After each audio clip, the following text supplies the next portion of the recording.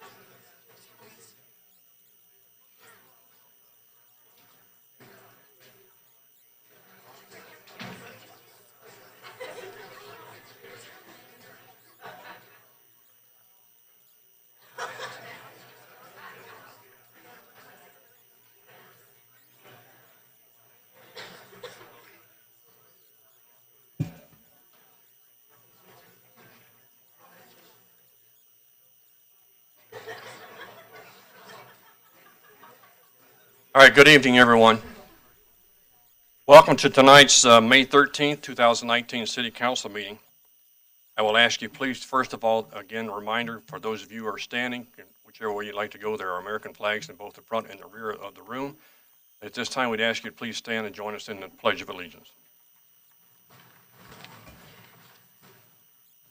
I pledge allegiance to the flag of the United States of America, to the republic for which it stands, one nation, under God, indivisible, with liberty and justice for all.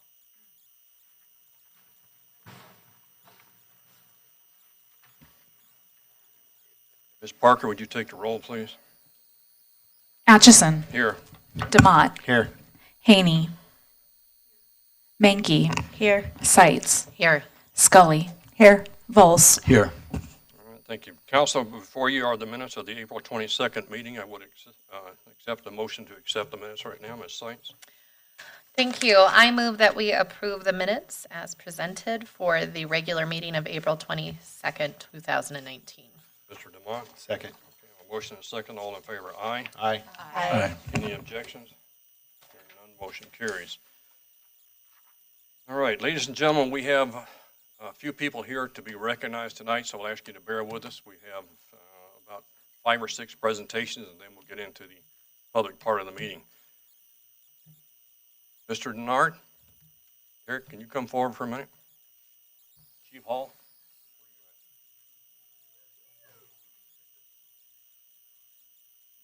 Where'd Doug go to? There it is.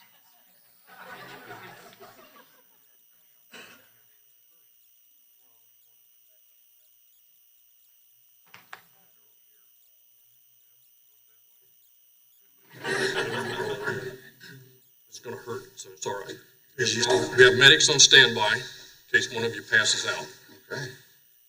For those who don't know, Derek is our longtime servant with us, 28 years. 28 years, sorry, I lost a year. We're losing Doug.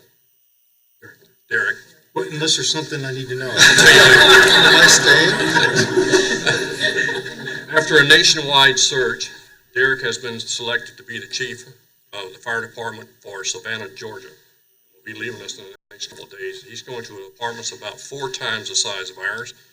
He's been with us all this time. We've had a great opportunity to get to know Derek and look at what he's done to help the department grow over the years he's been here. So we wanted to make sure to thank Derek for the time he's been here and the service he's provided to the city, and we are dearly going to lose him. So, Derek, congratulations. Thank you.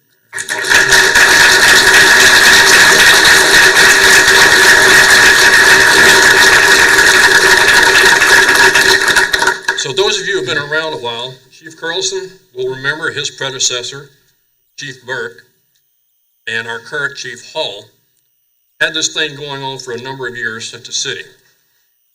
They wanted a helicopter. Well, we finally talked them out of the helicopter, although Chief Hall has never given up on it totally. Chief Carlson got something similar, got a drone. So all this time, we know that Chief Hall has taken a new direction now. He's decided he wants another piece of apparatus, which we've been trying to figure out how to make this thing work. So Chief Carlson got a drone. Oh, no. And tonight, Chief Hall is getting his fireboat.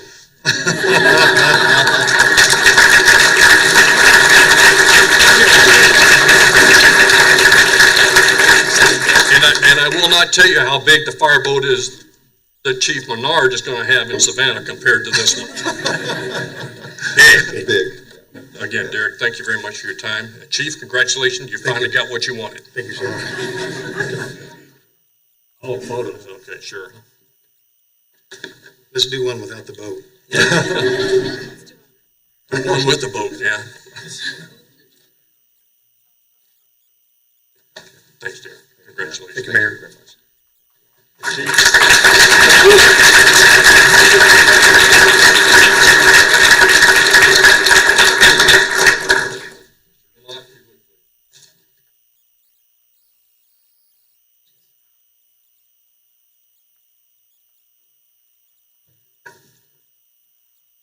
Our guests that are here to accept the proclamation for the Older Americans Month to come out.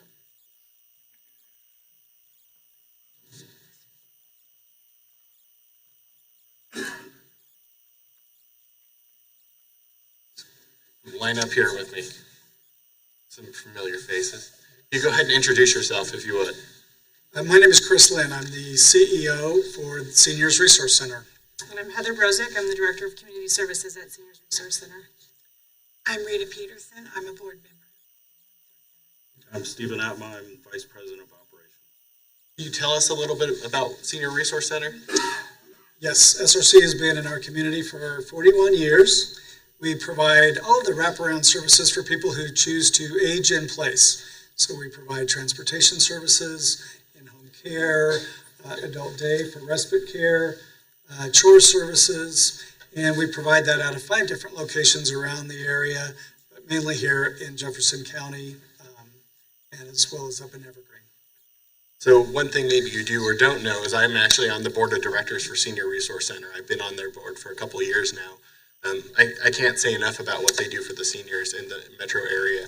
One of the things that our city is constantly after is inclusivity. And if you know a lot about older Americans and people aging in place, they often get kind of out on their own and no longer get to be a part of society. And something that Senior Resource Center does is make sure that that doesn't happen to folks. And so that they get to age in place with dignity. And that's why I became a member of their board. They have a very compelling story, and I really would recommend anybody look at them to find a place to either volunteer or give your dollars to. So I'll give that plug. Thank you. Wouldn't feel right if I didn't. With that, I'm going to go ahead and read this proclamation. Whereas the City of Westminster includes countless older Americans who enrich and strengthen our community, and whereas older Americans provide economic and cultural benefits to every community in which they live, enrich the City of Westminster. Whereas the City of Westminster is committed to supporting older adults as they take charge of their health, explore new opportunities and activities, and focus on independence, and whereas older Americans receiving services while living at home have a greater chance of maintaining an engaged and high quality of life, and whereas Senior Resource Center's vision to ensure the quality of life through consolation of services, information, advocacy, and leadership to meet the needs of the community, and whereas the Senior Resource Center, along with the community partners, are dedicated to enriching the lives and independence of older Americans, which in turn enhances the quality of our community as a whole. Now, therefore, I, Herb Atchison, Mayor of the City of Westminster, on behalf of the entire City Council and staff, do hereby proclaim May 2019 to be Older Americans Month and urge every resident of Westminster to take time during this month to recognize older adults as vital parts of the community. Signed, the 13th day of May 2019, Herb Atchison, Mayor of Westminster. That's for you guys.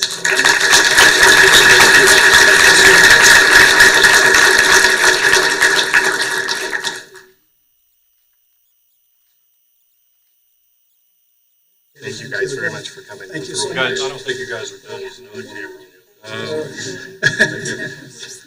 The Council Paparazzi. That's her new name.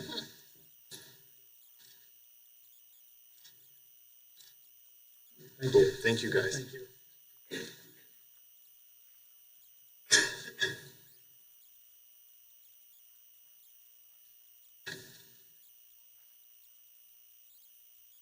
Ready?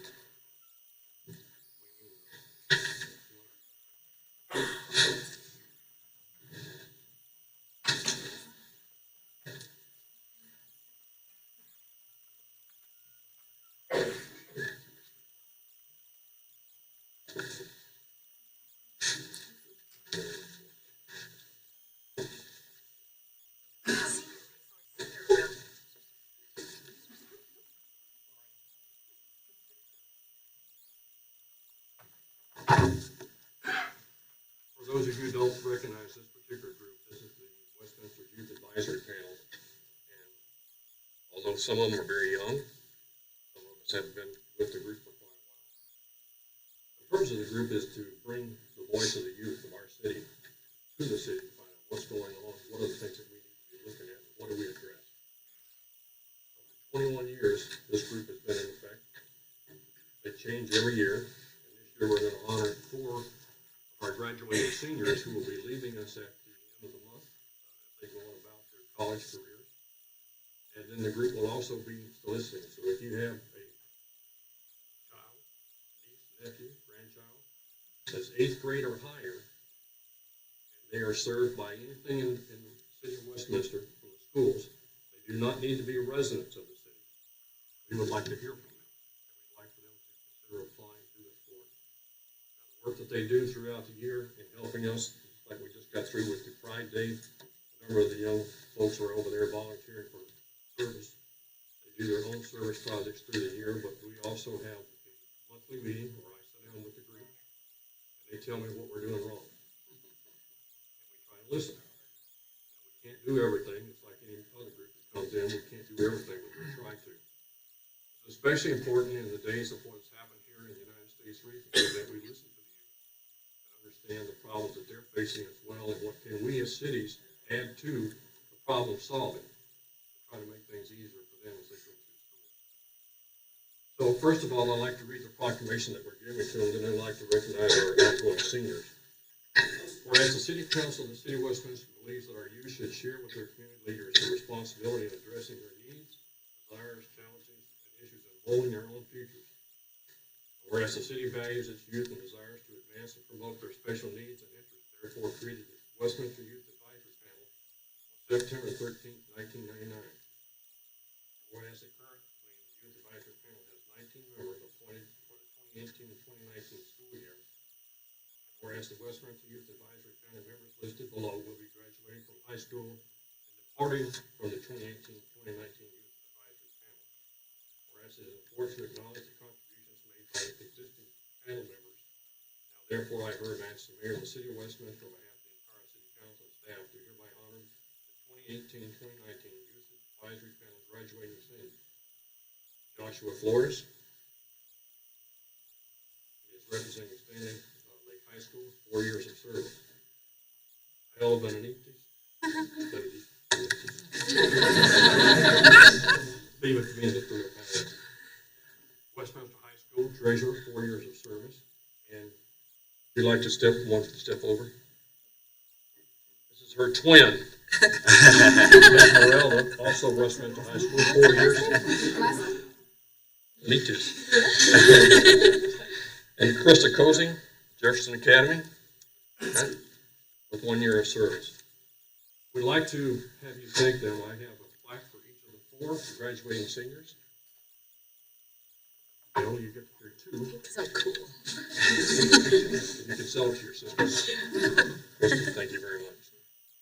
So please, thank our seniors. And thank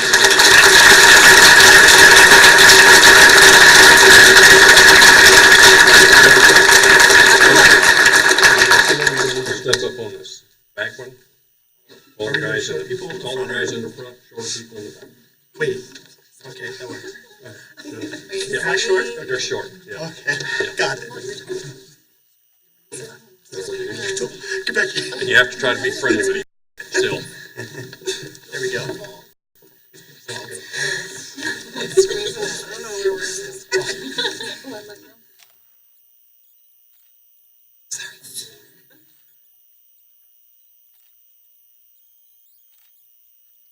Okay. Don't go anywhere yet.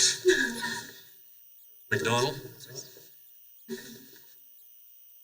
Now, since the panel was first formed 21 years ago, Cindy has been the staff person, has benefited from all the number of people that she's put through this program.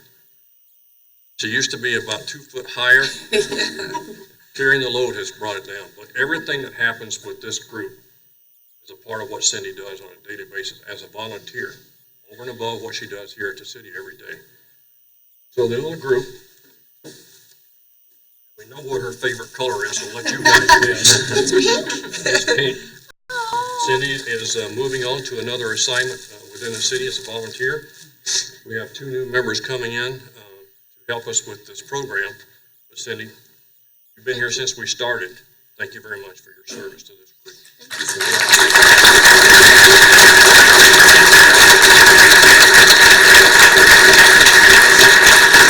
Okay, guys. Cindy, where'd you go? You're not done yet. She's like, I just want it. She's like, She's got her goodie bag and she's leaving. that's what I came here for. So, yeah. Don't start that. This is a recognition of Cindy S. McDonald, recognizing 20 years of your commitment and dedication to the City of Westminster Youth Advisory Panel. We will be forever grateful for your inspiring motivation, gentle guidance, and mentorship to the youth of our community, Westminster, Colorado, today. Cindy, thank you very much again.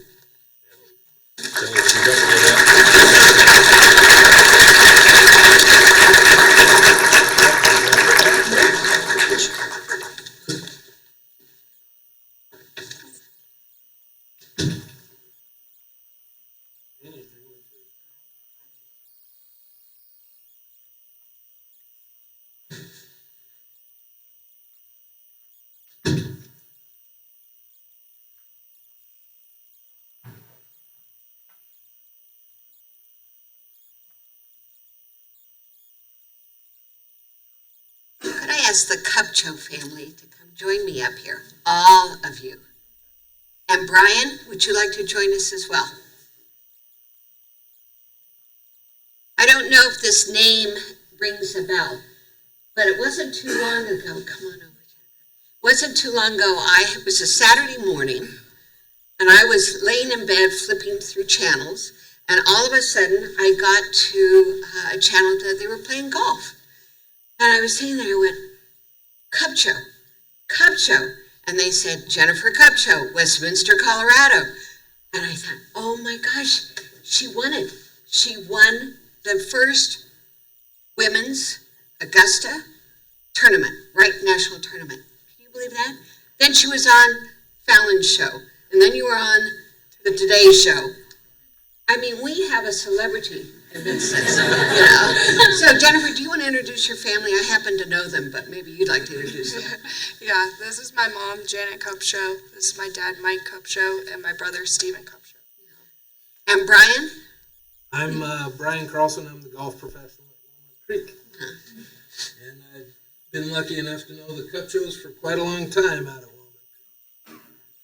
And I was lucky enough to work with one of the Cupchos. So, but what was really nice is when I turned on the TV, your dad was wearing a shirt that said Legacy. And I went, oh, thank you very much. You know, it's nice that you're publicizing the city. So we are really proud of you.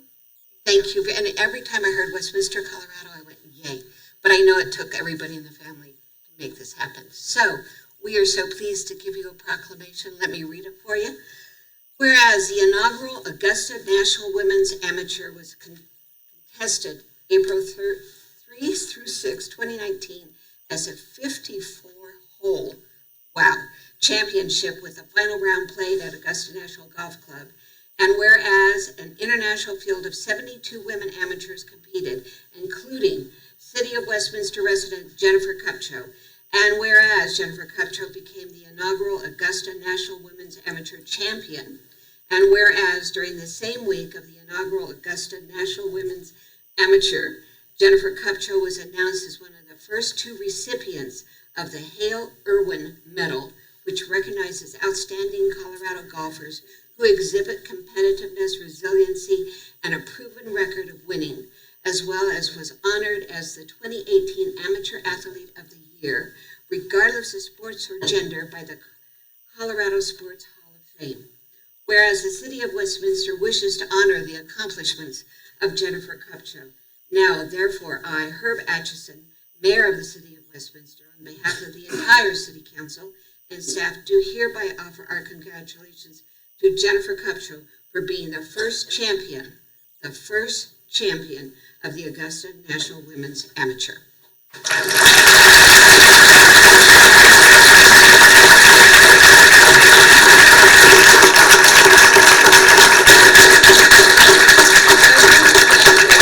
Right? Graduating from Wake Forest, right? Yes. Then what? I'll turn professional on May 27th. So you'll be watching her on TV, right? Winning more, Yes. right? With your mom and dad and your brother following. Yes. Okay, good. All right. So, again, congratulations, and I think they want your picture. So, Brian, come join us. Thank you. Good job.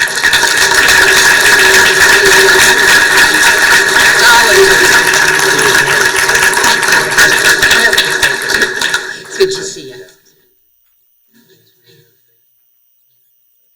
Both sides.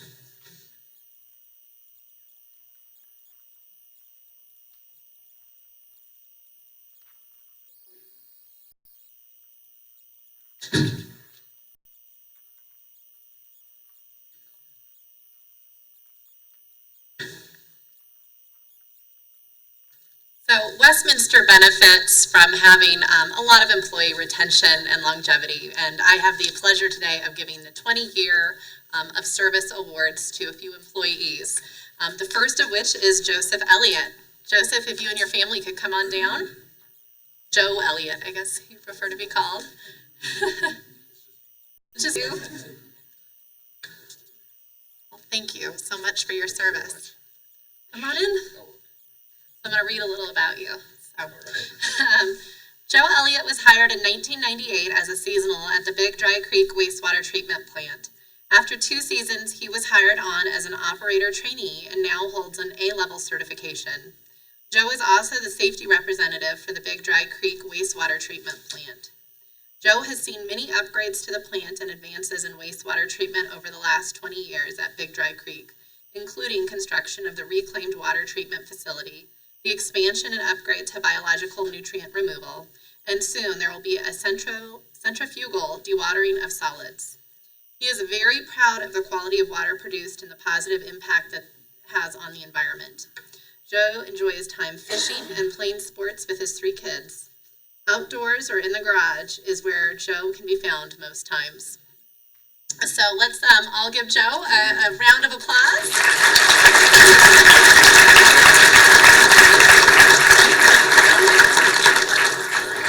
Thank you so much. And I have to say, I've actually toured the Big Dry Creek plant, and it's a lot of responsibility. There are like criminal charges if the job isn't done well. They do. I mean, it's a high level of accountability, and they do an amazing job. It's really impressive. So anyone who ever wants a tour, I'm sure you'd be happy to give it. We sure could.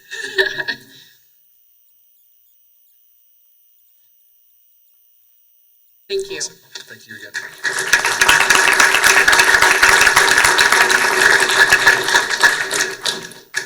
Can I get Brock Hufford and his family? Are you here solo as well? All right. Well, you're just stuck with me up here then for company. It's good to see you, Brock. Thank you.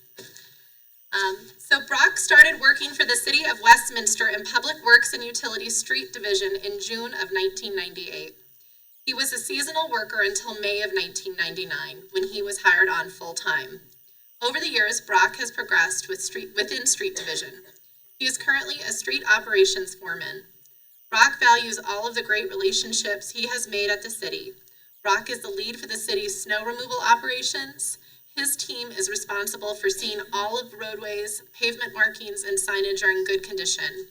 Brock takes pride in seeing that the motoring public is able to navigate within the city safely. Brock has been married for 15 years, and they have a wonderful 9-year-old daughter. Thanks to his daughter, Brock spends a fair amount of time being a dance dad and making props for her dance team competitions. Brock's family loves to boat in the summertime, and they try to make it to Disney World or Disneyland at least twice a year. I'm glad my kids were not here to hear that. I just Well, thank you so much for your service. Thank you very much.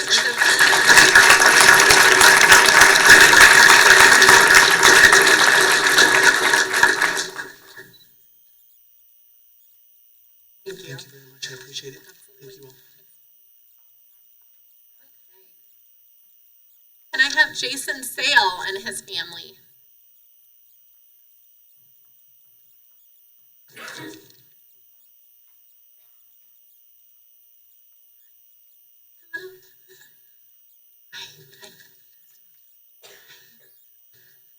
Hi, how are you?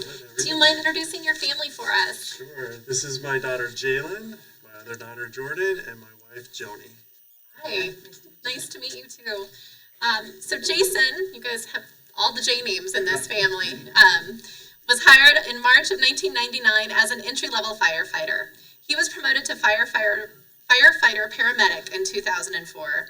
He spent 7 years as a paramedic and then was promoted to fire lieutenant. He has been a lieutenant now for 8 years and still enjoys the thrill and challenges of running calls and supervising crews. Jason is currently assigned to Truck 2, where he oversees the technical rescue team and continues to coordinate the Santa program for the Westminster Fire Department. Pretty cool that he knows Santa Claus. Jason has been married for 16 years and enjoys spending time with his family. I can see why. You are all lovely. He has 2 beautiful and active daughters that will be starting high school and middle school next year. He also enjoys spending time at the beach and playing with his dog. Thank you so much.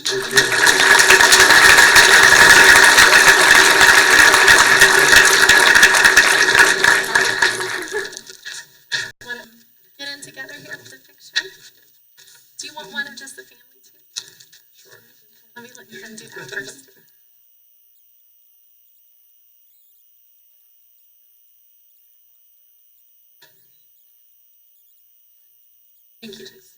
you for sharing him with us.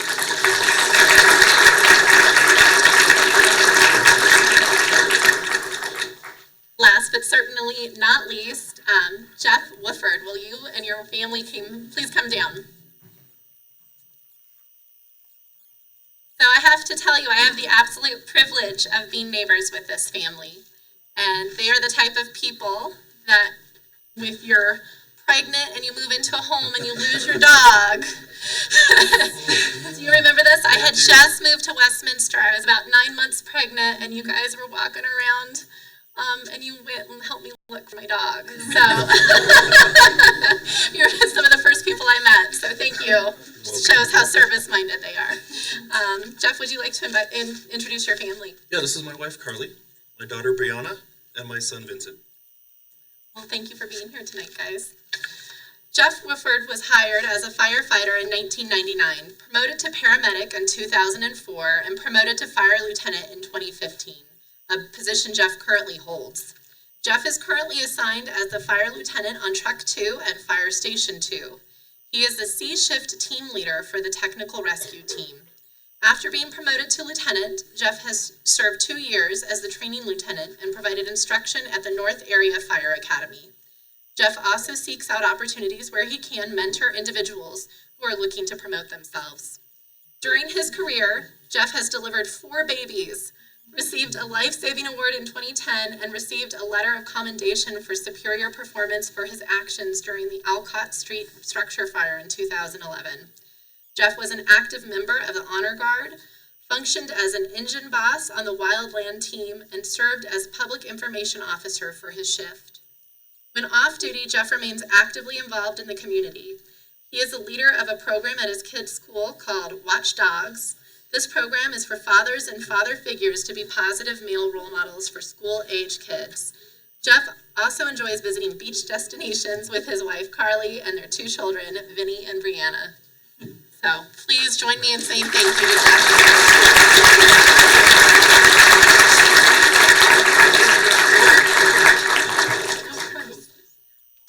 Good to see you, Carly.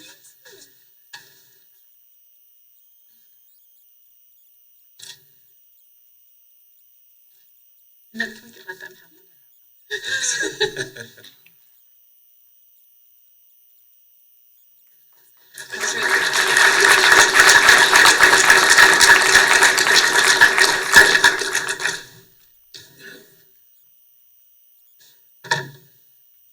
Roger Baker, and your family come down.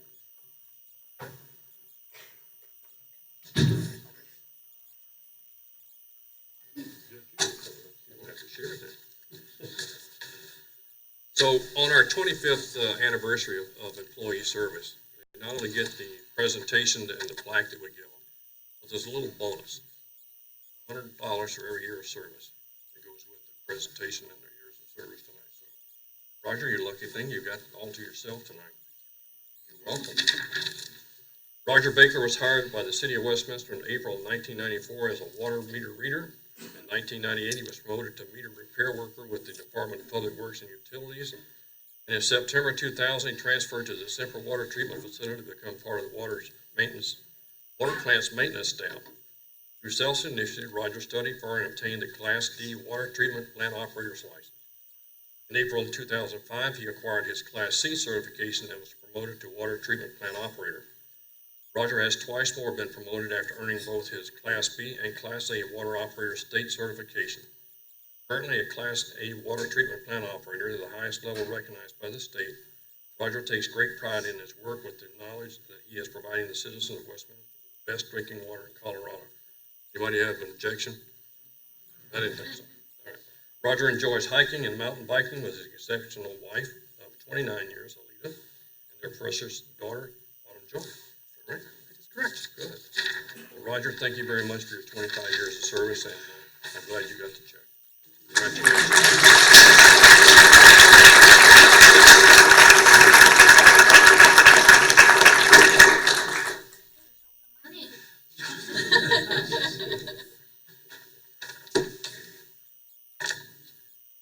Jim Loesch.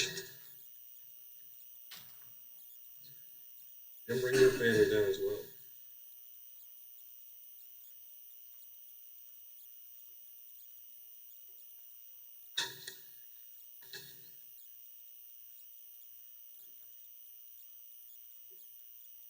Good evening. You're gonna love tonight. Jim, how you doing, sir? Good. Jim, let me start with the pin for 25. I'll let you hold this for a few minutes. Okay. I'll hand this to you in a minute, but I bet you don't keep it very long. Jim Lewis was hired on May of 1994 as the equipment mechanic for Legacy Ridge Golf Course. So everything that happens and moves at Legacy Ridge is because Jim works on it and keeps it running. He organized and outfitted the move into the newly completed maintenance building. Jim also assisted with the startup of the Heritage at Westmore maintenance operation. Jim takes great pride in maintaining a reliable and safe fleet of equipment used to maintain Legacy Ridge Golf Course high standards. Jim enjoys spending time with his family and work around the house. Jim and his wife, Denise, enjoy traveling around Colorado and northern New Mexico for vacation and weekend getaways. Anytime you get away, we always got something broke. But Jim has been an exceptional part of our family over at Legacy Ridge for all these years, and we appreciate greatly the dedication he has to keeping the equipment running so that the people who are there mowing and stuff have things to start at. Like 4 in the morning, they're out doing operations, and Jim was there to make sure that they get things taken care of. So Jim, on behalf of the City of Westminster, I'd also like to provide you with this bonus. Thank you. $2,500, and thank you very much for your 25 years of service. We appreciate it.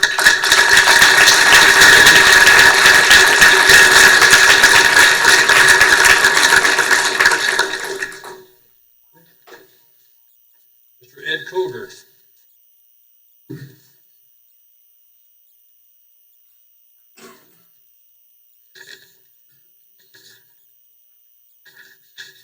that really you? Take off that tie, I wouldn't recognize you. Ed, this is your plaque and your pin for 25 years. Also a little thing that goes along with that you get in your hand. Thank you. Ed Koger was hired in 1994 as the irrigation technician at Legacy Ridge Golf Course before the course was even open to play. Over the years, he's been promoted to the position of assistant golf course superintendent at Legacy Ridge, where he worked until 2017. 2017, Ed took on a new position with park operations to take care of the City of Westminster's water features. He is currently in the process of upgrading the 6 old water features to bring them back to their original condition. He is also overseeing the installation and opening of 2 new water features, one located in the downtown plaza that opened last October, another of the new nature play at Westminster Station that will begin construction later this summer. In 2008, Ed was investigating options for installing solar panels on facilities at Legacy Ridge. Through his efforts, the city was able to partner with a local company and install solar panels on 4 city facilities. In his spare time, Ed enjoys playing golf. Since you helped build the course, I guess that's okay.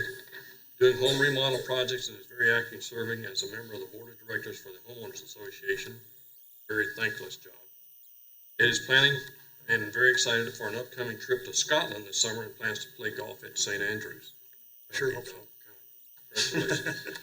Ed has been with us for 25 years, so Ed, thank you very much for you and Jim. People also.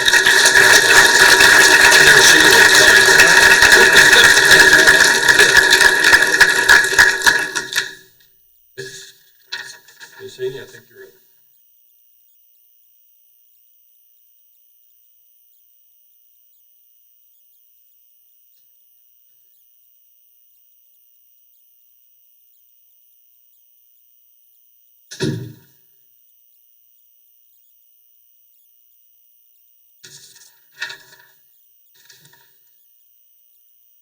You believe 30 years. So, Mr. Martinez, Robert Martinez, also known as Bob, and family. Rob, sorry. Hi, I'm Michelle. Arlene, nice to meet you. My brother and sister-in-law are here too. Oh, well, come on up. Are you sure you don't? We'll give you a good picture later if you want. Okay, well, Where do you want me? you can stand right next to Rob. So, congratulations. Thank you. Let me give you that. I'm going to read the information about you.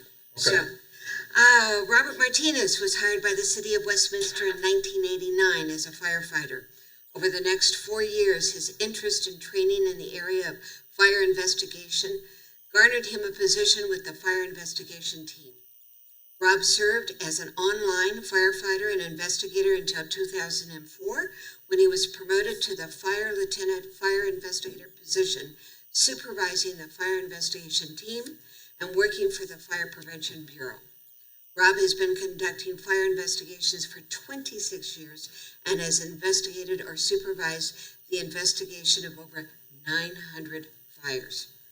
Rob has been a commissioned peace officer with the Westminster Police Department as well since 1996. Over the last 15 years, the investigation team has seen a dramatic increase in the arson conviction rate, and currently the team's arson case conviction stands at 101. As an investigator, Rob has been supervising the background investigations process for all firefighter new hires since 2000.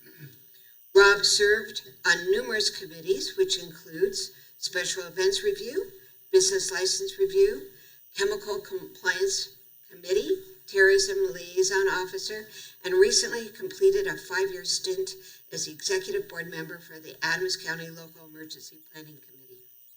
Rob has received numerous letters of commendation and awards over the years, including most recently the 2017 Masonic Lodge 130 Firefighter of the Year Award. Rob has been married for 39 years. Congratulations. He and Arlene have 3 children, 2 boys and a girl. His oldest son, Chris, a graduate of Colorado State University, is a pastor and resides in Longmont with his wife, Morgan, and their 4 children. Well, you have quite a few grandchildren here. 5 on the 4.5. 5 and 1 on the way. His daughter, Jocelyn, received her undergraduate degree from Colorado Mesa and her master's degree from the University of Colorado. She's a special ed educator and is married to Cameron, a rancher and farmer. They reside in northeastern Colorado. And then your youngest son, Marcus, graduated from Hastings College in Nebraska and is engaged to be married to Josie in June. They currently reside in Loch Bowie, and he works as a police officer in the Denver area. Rob enjoys golf, hunting, fishing, attending athletic events, and traveling. How could you fit all that in? When you're retired, you can do it. Oh, is that One day at a time. one day at a time? Thank you so much for Thank you all very your much. service. Thank you.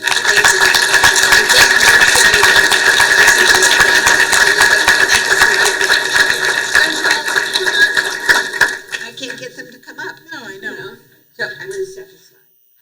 And I'll accept it.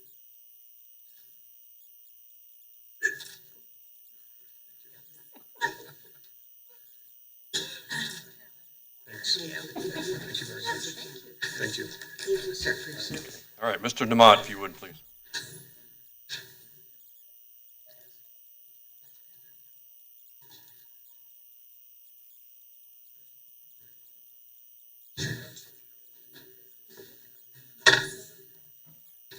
Could Deb Larson and any of her guests or family join me?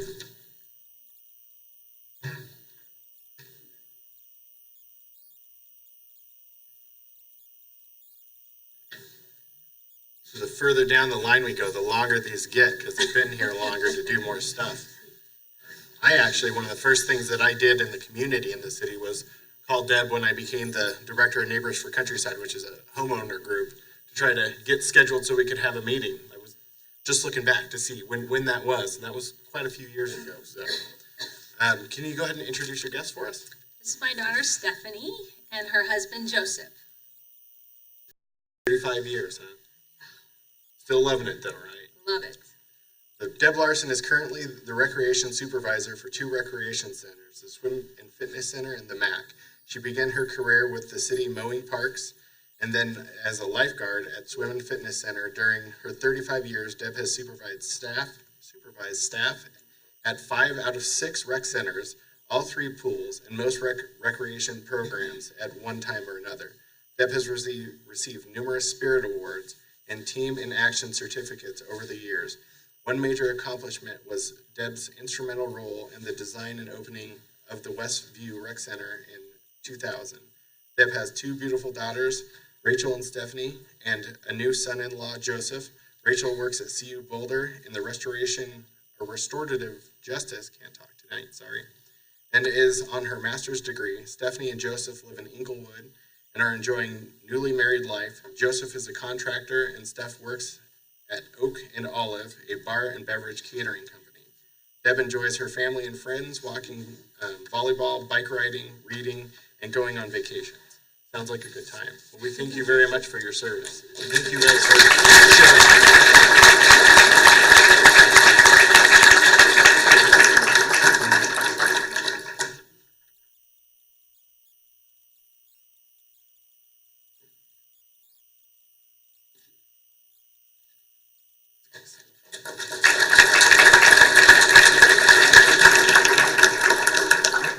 Tom Scribner and his family to join me. I hope I said that right.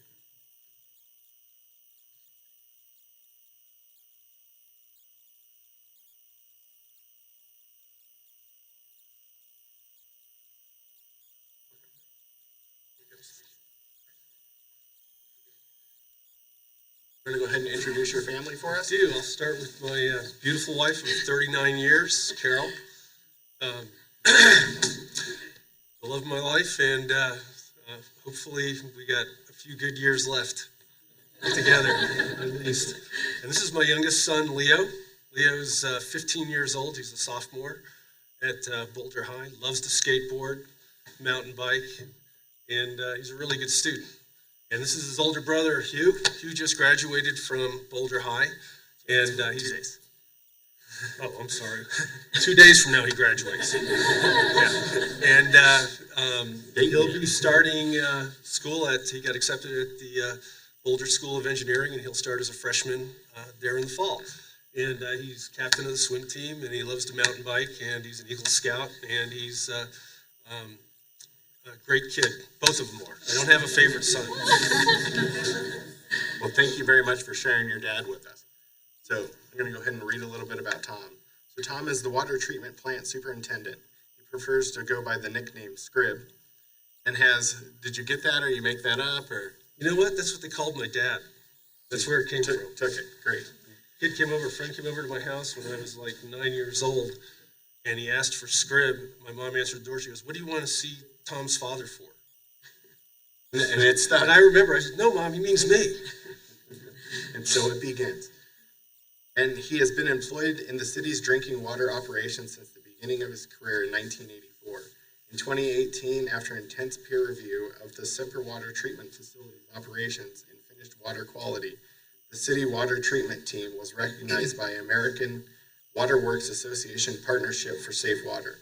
This team won the Director's Award, a prestigious recognition by the water treatment industry of all well-operated plant producing excellent quality water. Previously, Scrib served as the chief plant operator for city's 2 water treatment facilities from 2002 to 2014. The most challenging but also most satisfying experience of his career was during his operator days when he served as the hands-on project manager for both the pilot plant program and the pre-design phase of the city's micro-membranes Northwest Water Treatment Facility. Scrib has been married to Carol for 39 years, has 2 energetic boys, 15 and 18. Their older son, Hugh, I think you said this part, so I'm not going to put poor Hugh through that again. Good. So thank you very much for your service. Thank you.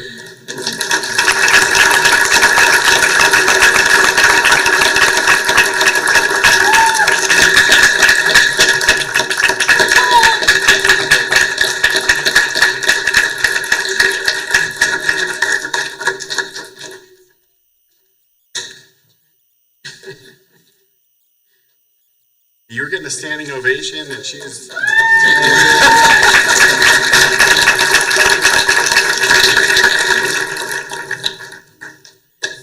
Right. Chris Williams, if you and your family would join me. All right, we got a whole crew coming up here. It's a quarter of the audience. Good for you.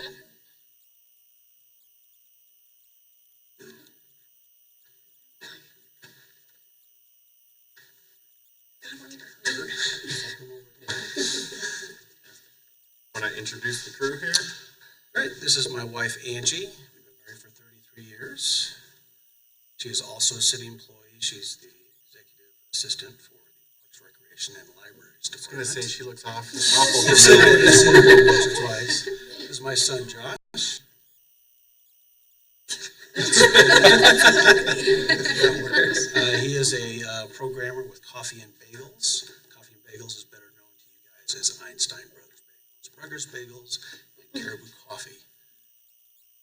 My daughter Jessica. And Jessica, she's due in about 5 weeks. Jessica recently moved back from the East Coast. She manages Subway restaurants and has recently stepped back for some obvious reason. And she'll be going back to school this summer or this fall? This summer for early education. So that'll be cool. This is her boyfriend, Chris. Chris recently, I don't know how to write that. So he recently stopped serving actively and is in the National Guard, and he has gone back to college and will be graduating in December with your athletic training degree. This is my daughter, Brianna. She is a supervisor for 5 of the pathology department at 5 of the area hospitals, hence the scrubs. And then her husband, Tim, is I can't remember your job title. General manager. For a security company for licensing computer software and security products. Awesome. Well, thank you all for being here. Thanks for showing us a different uniform than the ones we're used to seeing. It's nice to have some diversity. So I'm going to go ahead and read this. Chris was hired as a messenger in 1984. He made dramatic career change when he transferred to information technology a few years later. He is currently a software engineer too, has a job supporting the applications and databases for the fire department, police department, and the city enterprise geographic information system, or GIS, used by the public and the city departments. That's important stuff. Yeah. I probably just read all that. You did. So you guys are making it easy. You gave me the hard ones that are long. I know I don't like to read stuff. Well, thank you very much. Congratulations. All right. Thank you very much.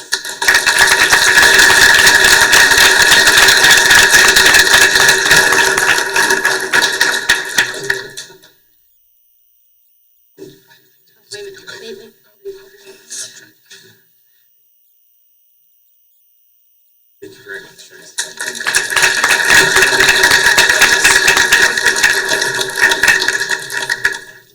We also want to recognize Bill Hall, who is a traffic accident investigator with the police department, who was not able to join us. He was also a recipient of a 35-year award. What I will tell the public is this is not uncommon in the city of Westminster to have people here. We have had awards for 40 and 45 years of employment here with the city. So it's an opportunity to try to give back and recognize not only the dedication of the employees, but of the families that allow us to keep these employees here, and especially in our first responders, our fire and police department. We've got a lot of tenured officers and firemen here in the city, and we really appreciate their stuff. Next item on our agenda is typically public communications, but before we open that up to the public, I'm sorry, I got one more. I got so many of them here. So we have one more for National Public Works Week. Mr. Bowles, if you will.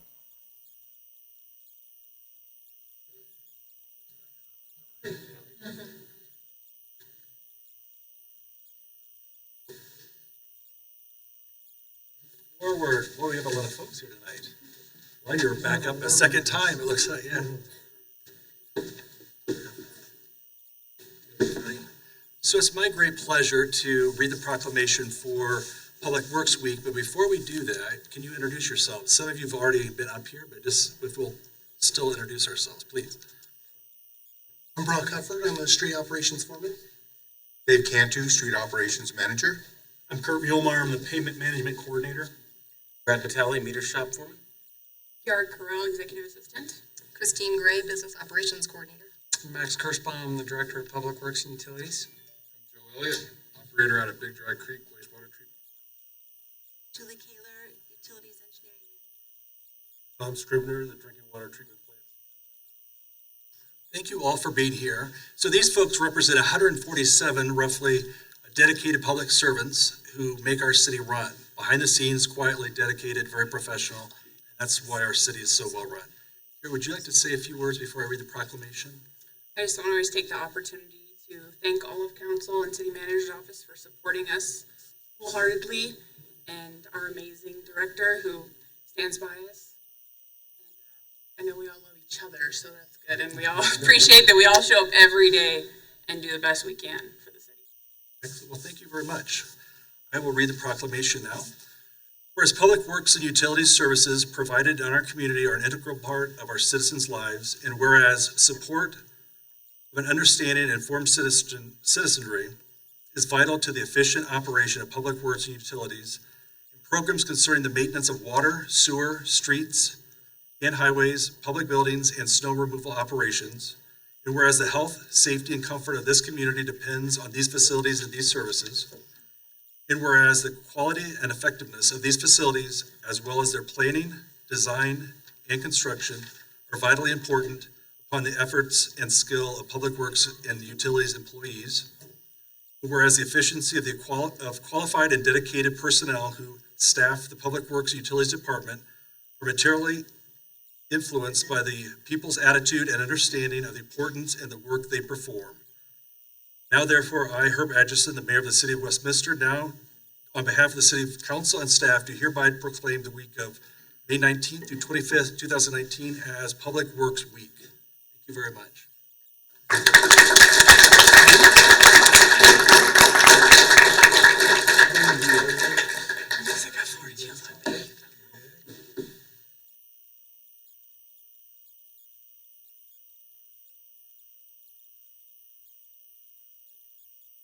Thank you very much. Appreciate it. Thanks for being here. Thank you. Good to see you again. Good to see you. Thank you. Thank you for being here. Good to see you.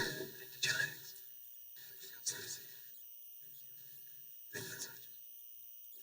John. Thank you, everyone, for coming. I, again, apologize jumping over. As I started to say, typically the next item on the agenda is for public communications, but before we head that way, I want to ask Jason Jink to give us an update on the Stanley Lake Boat Task Force so we can get some information out to the public on that. So, Jason, if you would. Thank you, Mayor and Council. I have a brief update on an important topic, which is the future of boating at Stanley Lake, trailer boating at Stanley Lake. And as you're aware, a March decision was implemented to immediately and indefinitely remove trailer boating from Stanley Lake due to concerns of a quagga and zebra mussel infestation. Sorry about that. Although the invasive species has not been detected, there was enough concern that we had to act immediately to make sure that the data that we were receiving as recently as 2018 was saying there was instances of concerns of violations of our processes. I'm happy to report since that time, the community has really come together. A Stanley Lake Boating Task Force has been formed. The Friends of Stanley Lake, some of the audience this evening, have been most helpful in providing solutions. And we're all working hard and working together to come up with solutions that can restore trailer boating on Stanley Lake without compromising water quality. Tomorrow night at 6:00 p.m. here at City Hall, the task force will reconvene for their fourth meeting. And during that meeting, we're going to talk about feedback from their most recent recommendations.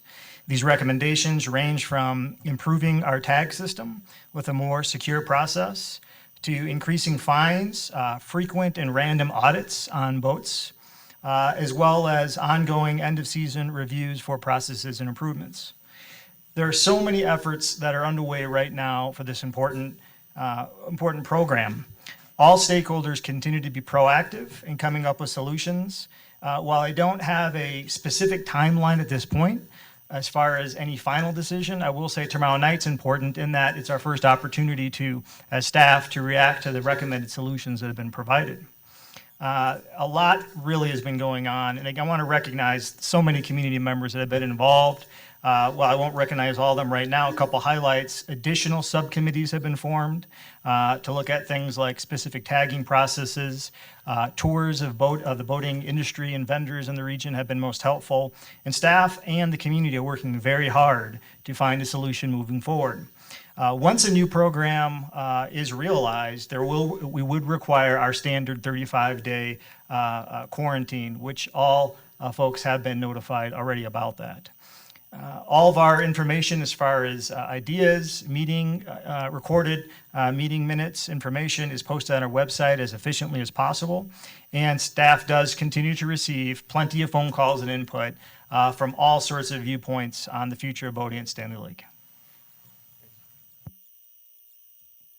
Thanks to Mr. Jane for the update. Appreciate it. As we get ready to open up the comments, Sheldon, you got the list? All right. Just a couple of overviews. Everyone is allowed up to 5 minutes once you're recognized off the list. Please feel free to come up. We do not have any public hearings tonight scheduled for land use, so it'll be whatever you want to talk about. But there are a couple of guidelines. I'll remind you that you have 5 minutes. That starts when the green light comes on. If you have not signed up, we'll give you a chance to catch up with us later. But if you are called up, you do not need to give us your address or anything. Just remind us on the record who you are. Use of video or audio presentations are not permitted, neither are placards or signs or display items. So no use of any kind of electronic device may be used during your presentation. If there are any violations of these rules, you will be given one warning and one warning only. If you do not comply with the directions of the chair, then you will be trespassed from the city, from this meeting, and we'll decide whether or not you can come back at that time. So we ask everyone to please be cautious of the other people in the audience. This is recorded so that the people who are not here tonight can hear the streaming of the information that's provided. Mr. Kevin Wask, I think you're up first, Kevin.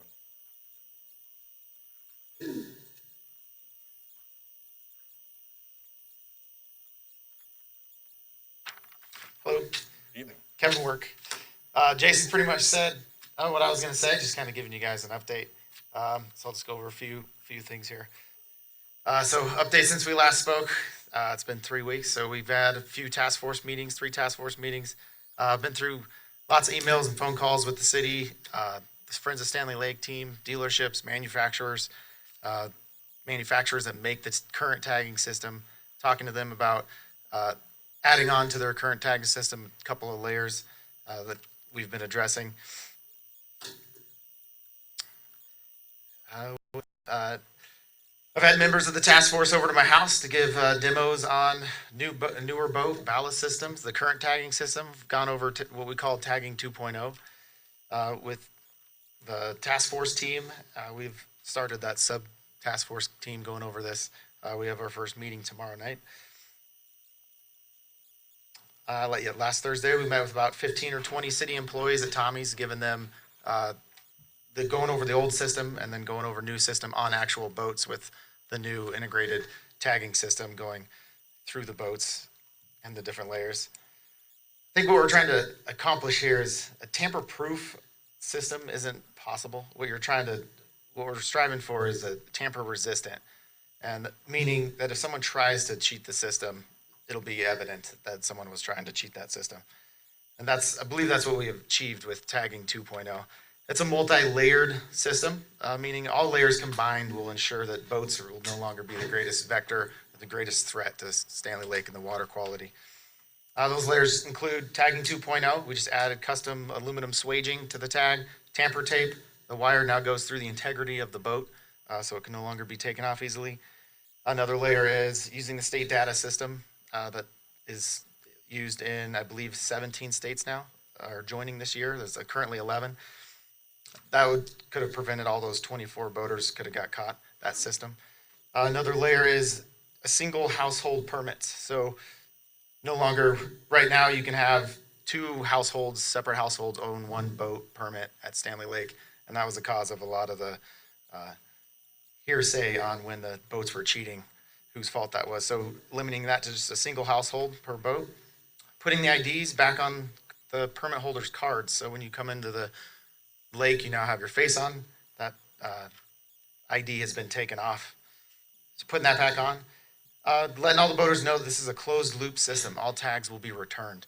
So even if you go to a different lake and you come back to get quarantined, you have to return your old tag so we can ensure that people aren't trying to learn new tricks on the tagging system. And as Jason talked about earlier, a ban if caught cheating the system, increased fines if caught cheating the system. and then knowing that all tags will be audited at some point. So there's a way you can crack these tags open. No matter how hard you try to circumvent the system, you can easily tell if they've been cheated. We're currently working on a system that'll crack them easily as far as splitting the tag in half. And if every boater knows that at some point your tag will be audited, that there alone will just another layer of added 99.9% of security for that. Also, universal tagging locations is what we've implemented or proposed. This new system's safer for rangers. We know that it takes just a little bit longer to add these extra swages, but not much time. The system is still currently would be faster than going to any other lake. Right now, if you go to another lake, they have a flow chart that they follow, and it takes a little while, and boaters are okay with that. And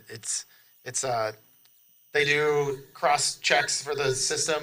Your receipt, your numbers have to match up. They pull on your tag. There's a series of things that they do to make sure that your tag hasn't been tampered with that Stanley Lake doesn't currently do. So boaters are okay with this added time. I've been given a lot of 101 education to city members, task force members about boats, ballast tanks, zebra mussels, just the longevity of them, just a lot of simple knowledge. And I was kind of surprised that the city didn't already know, but it's been very helpful. I think that's been helping us move a long way. Mainly, that's all I had to say. Looking forward to hearing back from our tagging system. We've proposed, I believe it was 3 or 4 weeks at City Hall. It's been a couple weeks since the task force heard it. Still waiting to hear back some sort of feedback on that. So we'll look forward to that. Thank you, guys. Thanks, Kevin.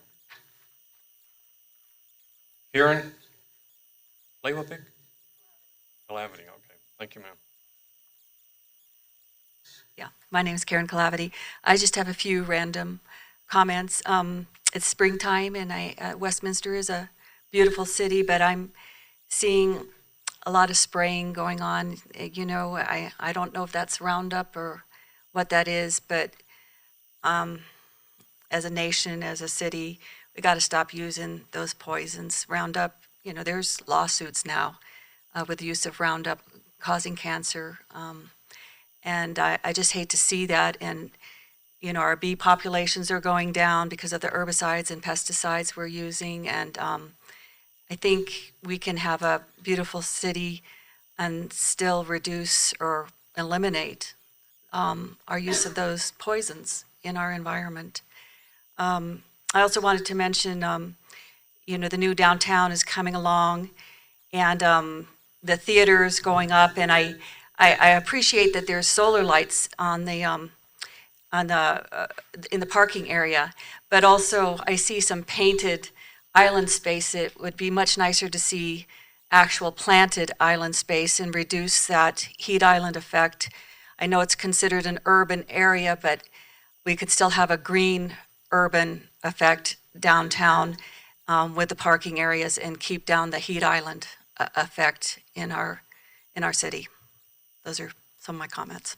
Okay, thank you, ma'am. Ms. Benson?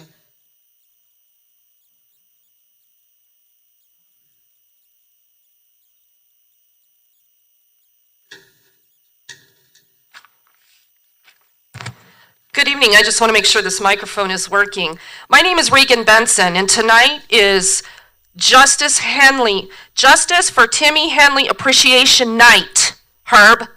And I'm here to speak on behalf of members of the Henley family that live out of state and cannot be here. Specifically, Nicole Henley and little 8-year-old Leo Henley. You remember little Leo? I introduced you to him last time I was here by playing a very short audio clip so you could hear his voice with his Uncle Timmy at Leo's 6th birthday. Don't you dare interrupt me tonight, Herb, or I'm going to have you remove yourself and demand that you be criminally charged with disruption of a public assembly. This is our time. Deal with it. I'm going to read to you first what Nicole, Timmy's older sister, has written for you all to hear this evening. Before I spill my heart out to complete strangers from Nicole, who probably won't understand this unless you actually open up and actually look into all the facts and missing pieces of this incident, I ask you please to put yourselves in my parents, and my siblings' shoes and listen up. September 4th, 2018 was the day mine and my family's lives forever changed, the day our worlds slowed down and were rocked, the day our hearts turned cold and everything was black. My little brother Timmy Henley was killed, murdered by Westminster, Colorado police officers. Officers Louis Engelberg and Chris Hempelman shot several bullets, but 11 gave Timmy his wings. Every day, every hour, every minute, every second is hell knowing that it's all a bunch of BS and lies. And they both are still employed, cover up after cover up. The DA report is a bunch of BS. The only thing I believe is the way that they brutally murdered him. It makes me sick. They failed him. They failed to serve and protect my brother. I want it noted that my brother's 28 years old and 27 when he was killed, and he never had been to jail or arrested in his life. They said my brother had a knife and charged after the cops, yet no knife was at the scene. And after killing my brother, shooting him 11 times, both officers say they have no idea what happened to the knife. It was my brother's phone. He held that phone in his hands the whole time they were shooting him. Pictures that were taken of my brother, which I refused to look at, as I already have images of him in my head, scared for his life. I know Tim was on the ground with his hand in a fist, and a few inches away was his phone. Why haven't we been given my brother's cell phone? Seems like it's gone forever and no one wants to talk about it. What's on it? Oh, and missing shell casings, extra live rounds on the ground. What they did was messed up and shot the wrong person. They thought he was somebody else and they had to cover it all up. Westminster, you refuse to cooperate with lawyers. And don't get me started on the police reports that are $379 for one, and there's 3 of them. They must not want anybody to have this information considering that price, like anyone has extra money for that. There's so much more about this that just doesn't add up. Witnesses missing, interviews missing, fingerprints, ballistics, all just missing. Just missing, poof. Going through this isn't easy. It's miserable, and most of the time you feel helpless, like you can't do anything. But I believe all darkness comes to light, and just remember, somebody who knows that there is evil and wrong going on around them, especially in y'all's career choices, you're no better than the ones doing the killing and lying. To my brother who is here with us tonight, and don't any of you deny it, I miss you, my beautiful brother. It's been so hard without you. I miss your voice, laugh, your sarcasm, everything. It's not fair. I've been trying to be strong for you, Tim, because I know that's what you would want. But it's kind of hard to when part of you is gone and never coming back. The pain inside is crucial. Until the day I take my last breath and you are there beside me to walk me home, I will always cherish your memories, brother. Next, I'll read a statement from 8-year-old Leo Henley and his mother, Amy. Amy is Timmy's sister-in-law. Now I see police a different way. I see the story of lies and how they kill, not help. Timmy is the greatest uncle. He would make me laugh so hard, and we were always having fun riding bikes or jumping on the trampoline, and our favorite, swimming. He never missed my birthday parties or any holidays. He would be at my house at 6 a.m. on Christmas to make sure he got there before I woke up to open presents. Because of what your officers did to my uncle, I will become a lawyer and fight for people who are going through what my family is. Ms. Benson, I know your what time is up, and you'll yield the mic at this point. Thank you. Ms. Donovan?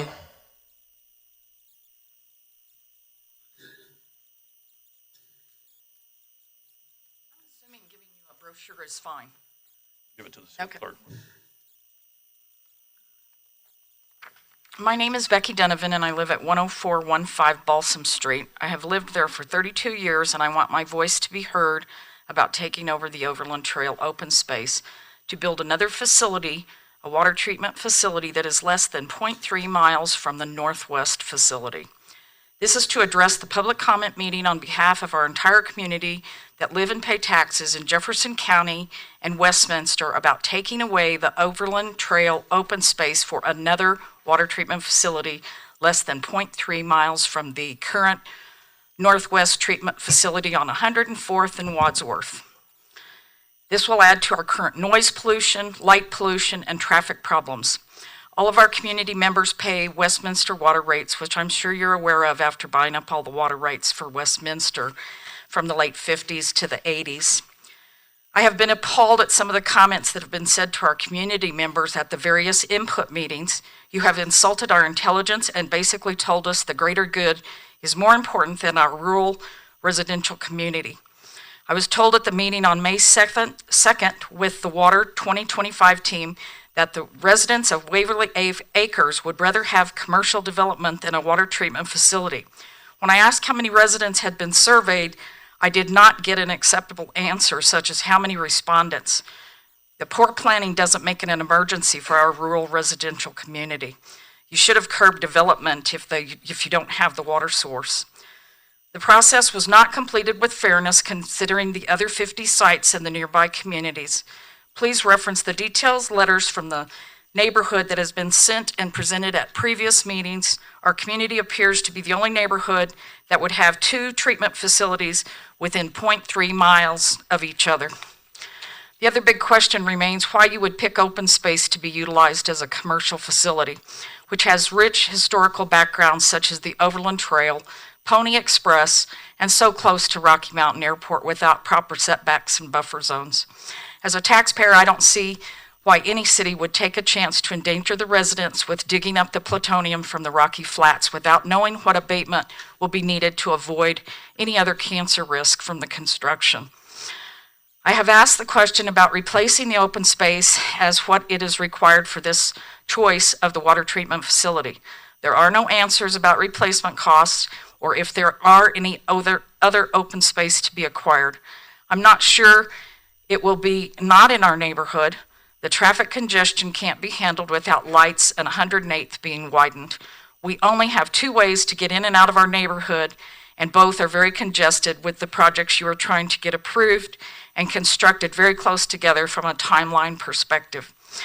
Many of the community members have either lived in this neighborhood over 30 years or bought residences in this community to enjoy the rural residential neighborhood we have today.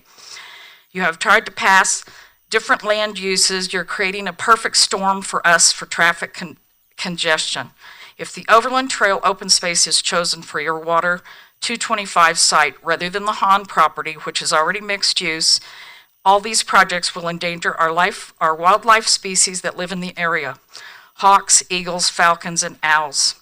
This will be a perfect storm for traffic congestion if 108th has to be shut down. Our neighborhood would only have 1 way in and 1 way out, which is a safety hazard for our community. It is illegal in Colorado to be landlocked from your property. We appreciate your time to listen to our community and hope you will make the right decision to choose a different site than the Overland Trail open space. I am hoping you will read the brochure we have been working on and follow your own comprehensive plan to preserve the open space we all enjoy today. Thank you. Thank you, ma'am. Mr. Lear?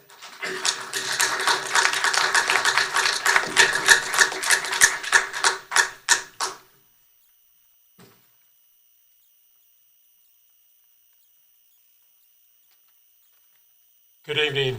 I'm here to talk about the Water 2025 as well and the Overland Trail site. As you've known over the last couple of months, you've heard from us probably pretty much every council meeting, and we'll probably keep coming until the decision's made. One of the things I'd like to talk about tonight, though, is we did, through the open records request, get all the records that provided by the city, and we did go through those. One of the things I did notice, and I talked to some of the city employees about that as well, in selecting sites, especially the Overland Trail site, being in the critical path of the airport, especially the runway takeoff and landing, that the evaluation criteria to down select sites, or even to pick the initial 50 sites, didn't seem to take into account things like locating a critical resource water treatment plant, especially for the city of Westminster, right next to a critical area for an airport. I've spent last 20 plus years helping clients of mine develop and site projects, mainly power projects, But again, they're a critical resource by the definition of Homeland Security.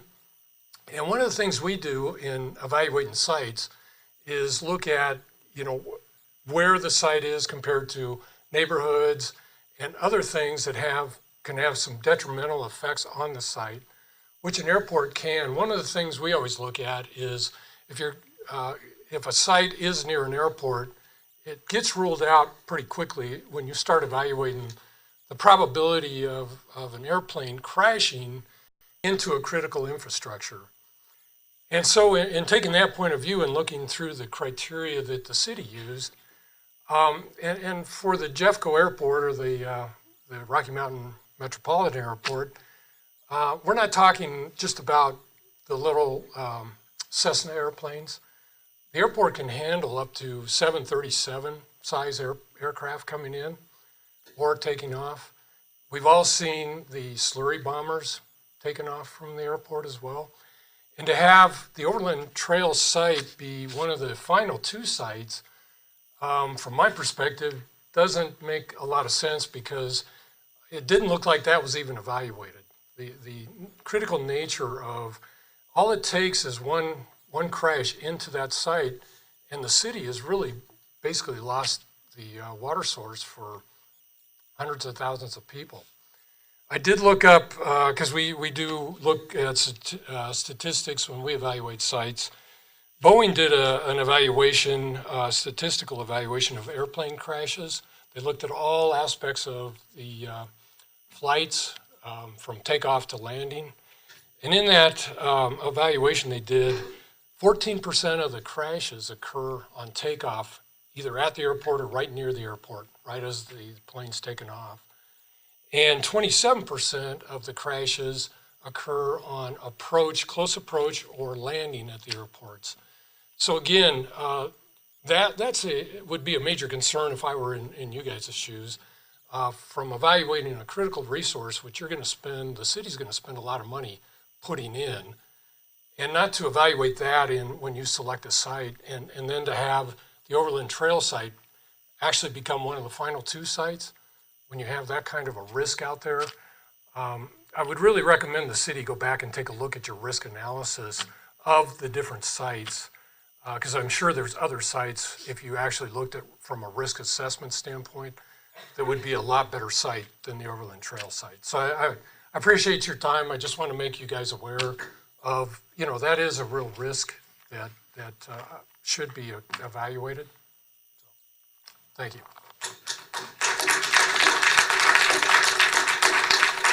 Mr. Ferraro?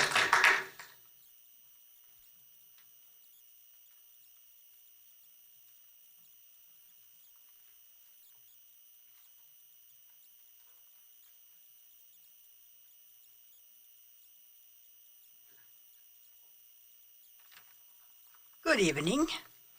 I'm Susan Ferraro, the owner of the property at 8385 West 108th Avenue in unincorporated Jefferson County. Across the street from site 3218, one of two proposed locations where Westminster plans to build a water treatment plant. I have several concerns about such a facility being built at that site, which would certainly reduce my property value as well as for my neighbors, reducing tax revenue for Jefferson County. Besides that, there's the increased noise to consider. Neighbors of the water treatment plant at 104th Avenue say that they're contending with annoying noise emanating from that facility. We already experience noise from planes flying overhead as well as traffic on 108th Avenue. We don't need additional noise. We also already have a water treatment plant in our area. We don't want another. Speaking of traffic on 108th Avenue, there's quite a bit already, mostly cars, not many trucks, but a water treatment plant with access from 108th Avenue would certainly increase the traffic, including trucks, which tend to be noisier than cars. The road would probably have to be upgraded, possibly taking some of my land for the purpose, and there would likely be quite a bit of noise, dust, increased traffic, etc., and possibly difficulty accessing my property during the upgrade, as well as when the plant is under construction. I attended the meeting when it was proposed that that site across the street from me be annexed into Westminster, and I was pleased that it would be designated as open space. I've been looking forward to the day when the trails would be built, where I could enjoy walking my dog through open land. Now come to find out, that can apparently be changed. A 2-story water treatment plant would destroy the view I presently have out my living room window of the mountains. I realize there's a need for a new water treatment plant, which must be built somewhere, but a site where there are no immediate abutters seems preferable. A larger area also seems preferable where there's more space for landscaping around the plant, reducing the impact. There would also be more space for future growth, should that become necessary. Thank you very much for hearing me.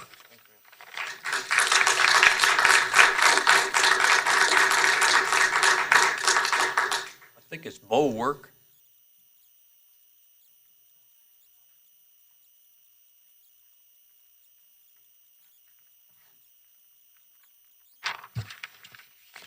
Hi, my name is Bo Work. I have been growing up in Westminster my entire life. I've been helping my dad. I helped with the boat tagging demos that we brought last town hall meeting. I have seen how much my dad is doing to help, and after last city hall meeting, I asked my dad if I could speak at the next meeting. I have learned how to wakeboard and surf on Stanley, and I love tubing with all my friends. Me and my sisters have been boating on Stanley for a long time. We all have fun, and everybody else has fun too, I hope. I 100% agree how important it is to keep mussels out of our lakes. I recently watched the rangers decontaminate our boat using super hot water. Using things like this, hopefully we will be boating on Stanley Lake again very soon. I am very excited. There's hope to be back on the lake this summer. Thanks for your time and letting me speak tonight.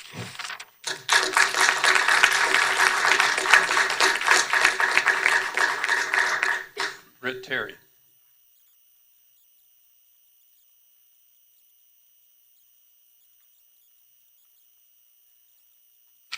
Good evening, folks. Britt Terry with the Friends of Stanley Lake community. Just give you a quick update. I think Kevin did a good job, as did Jason. Do really appreciate the ability to work together with the city, work together with Parks and Rec to figure out how we can restore trailered boating there at Stanley Lake in a safe manner to our drinking system. Once we start working together, things started working much, much better. Okay, I felt like at the beginning of this was a one-way deal. It was a reaction that was made to stop, and the ability to work together to restore it is what it's going to take to make that happen. Okay, it's too easy to lob in, oh, that won't work, oh, that can't work. It's a totally different thing when you sit down at a table and say, we're going to make this work. And I do feel like we're starting to get that communication going on with the city. We've got subcommittees, we've got task force, all those things are great. We're 8 weeks into this, and I'm glad that tomorrow night we're going to have our very first subcommittee task meeting. Last week was really productive. We had numerous demonstrations of physical boats. I think everyone's up to speed now, and we're ready to knock on the door of getting the lake reopened. One thing I will tell you that the Friends of Stanley Lake is committed to here is, we're approaching 500 people now on one website, 1,500 people on another. We've got a pretty big following in the community. I threw out a post last night that said, hey, if you guys are posed with what's it going to take money-wise to open this lake up, you take the pass money, that $500,000 or so that passes bring in. The boating community last night, over $10,000 between last night at about 6 o'clock until today. All right. We're going to put money in this to make this happen. I'm not sure the city can take our money. We'll talk about that at a different point, but we will take down any barrier it takes to get boats back going. Tagging 2.0 is a system that we pulled together. We've documented really well. We've debunked it with a bunch of different people. We've shown a lot of different people how we think it could be made to work. There will be some costs with that. We're going to do some swaging. We may need hydraulic swagers that are handheld power tools. We will remove all physical costs of that stuff from the city to get it going, right? We can act personally on our behalf. I think Faster and Jason might be really good at POs, but we might be able to do it in days, and it might take Jason weeks. What we want to do is get to tagging 2.0. We want to get decontaminating boats and waiting our 35 days. and do that as soon as physically possible. So we're trying to remove all of the timeline by soaking up some of those costs at the beginning. We can work that out. Really look forward to the opportunity there. And, you know, with that, it was a beautiful, beautiful night. Would have been a nice night to get some more sunburn. I personally committed to not shaving anymore until we're back on that lake. And as you might also guess, I've committed to not doing any physical exercise. And I'm holding up my end of the deal. Really good, but my wife would appreciate it if we could get back to boating. Thank you guys for listening to me, and a smile. Thank you.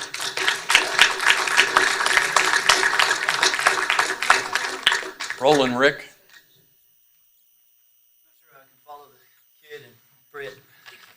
But I also want to talk about Stanley briefly.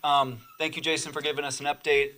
I do see a lot of good work. I think the one point that I wanted to, I guess, go and steer a little different direction is I really wanted to urge the city to strongly consider the logistics of how we're going to get this going if we get it going. So I guess the first question I have is fundamentally, do you see a fundamental problem with the proposals? That's the first feedback we want.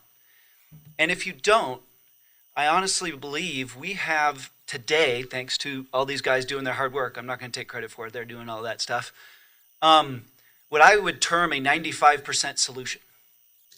Okay, so I want to, just for those of you that don't live it and breathe it, I want to talk about the, two weakest links in the chain. I think the task force has done a good job of evaluating the process, and they have identified the two really, really weak links in the process. One, they didn't check the database. Okay, that one's easy. The city has already decided to do that. That's done. Doesn't need an attorney to review it. It doesn't need a committee. It doesn't need a meeting. Done. Okay, the second major weak link is that the tags were affixed to a little hook that took 2 nuts to take off. Okay, didn't take MacGyver to cheat. It took no motivation. It took 2 minutes. I think the Friends of Stanley Lake have done a good job of showing that it's really, really easy to tag a boat through the drain hole. Every boat has a drain hole. You can do that today. You can check a database, you can tag it. Now, I'm not asking for the city to say this is our final solution and approve it and move forward. I think that takes time. I would like to give you 35 days to do that. I'd like the city to allow the rangers to just do these 2 simple steps. Maybe you can even do a third. You can go buy some off-the-shelf tamper-proof tape, wrap it around the seal. Do that right now, and I'm not even asking for a promise that you will accept that in the end. I'm simply asking that you let the rangers crank through the system and do that on the boats and consider in your final evaluation of the proposal whether you will accept that instead of adding another 35 days on at the end. Because 35 days from now is June 20th. If we continue on this road, you're going to actually force people to choose between spending the summer with their boat in the driveway, or for maybe 1 or 2 months at the end, or boating where we really don't want to go for the whole summer. And that's a tough choice. Now, it's fair. I think the only thing you can still debate is the seals. And that's, I think, a big focus of the discussion going on with the city right now is, are those metal seals fully tamper-proof? I think it's a fair discussion. I think people acknowledge, are there a few people in the world, not the world, are there people out there with the proper skills to tamper with them? Yes. Can they leave no evidence? I haven't seen proof of that.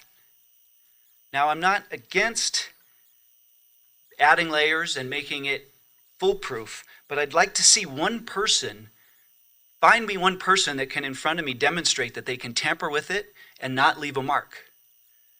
I think it's one, and I'd also like to emphasize, I think it's one thing to do that for fun in front of us, in front of an audience. It's quite another to do it when there's consequences.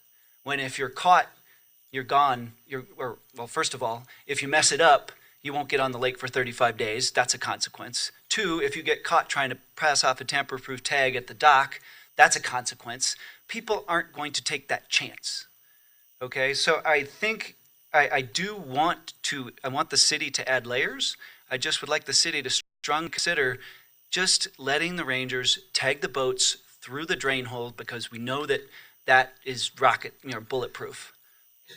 Check the database and accept those 2, or at least consider accepting those 2 in the final evaluation of the process so we can get the 35-day quarantine. It also takes the heat off the city. They can have 35 days to make a final decision, fine-tune, cross your I's, dot your T's, fine-tune all of the, whatever final process you want. Please don't try to, well, I guess I would ask that you think about, are you going to try to decontaminate 500 boats at once? Because that's a lot of boats. 35-day quarantine is meant so that anything living is dead. If people, and you pull up records in the database that they've launched this year, fine, decontaminate those. 95% of us, our boats are still sitting in the driveway. So I just wanted to urge you to think about the logistics of how this is all going to come together and the timing, and think about putting something in place that you might consider. Thank you.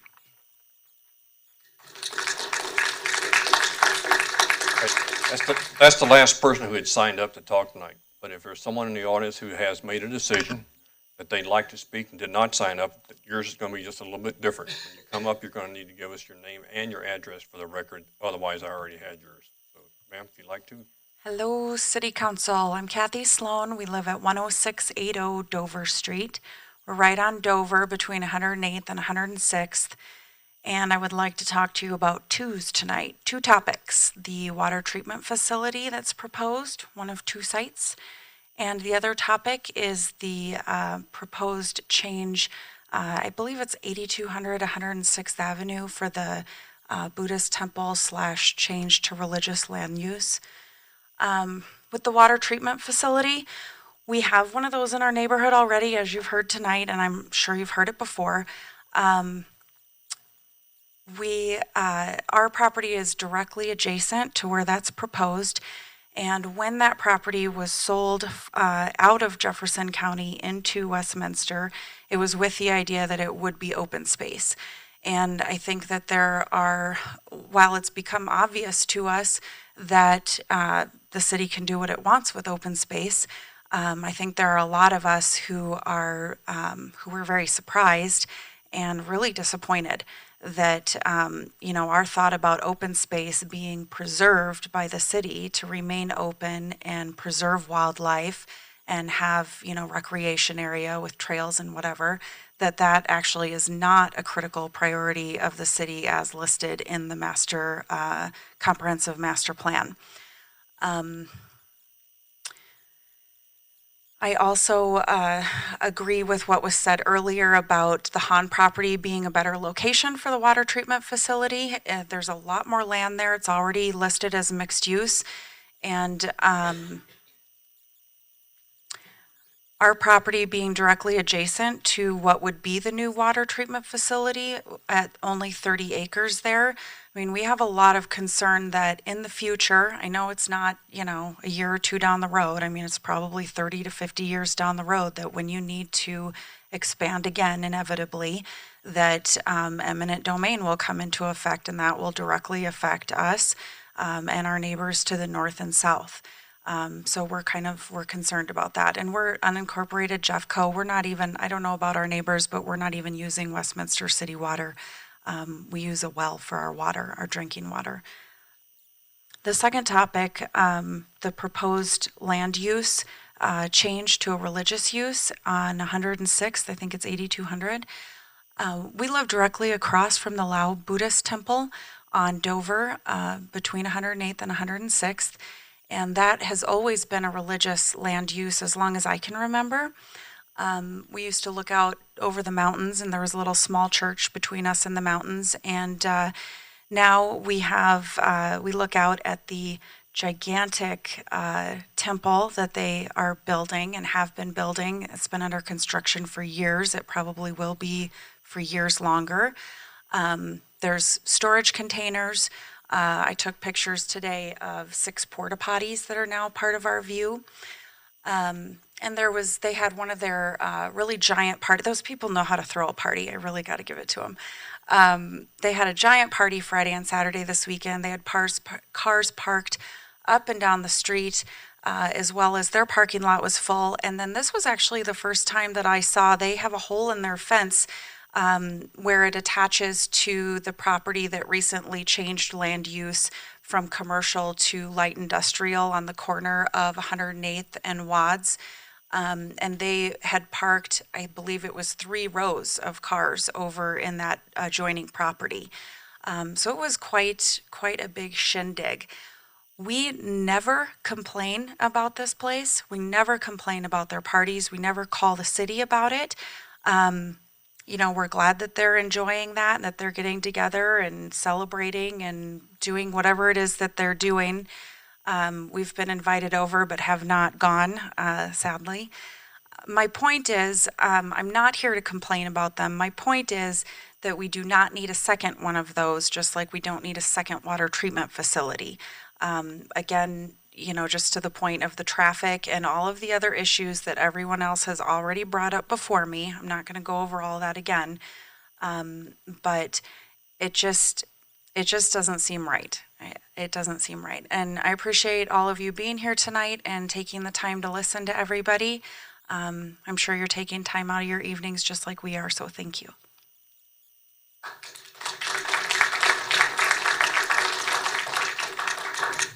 Go ahead, come on up.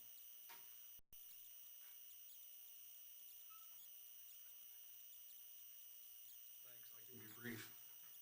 Len Loudis, 7795 West 106, unincorporated Jefferson County. I've got in front of me, I want to revisit for a minute the original 2012 grant application to acquire the Overland Trail open space.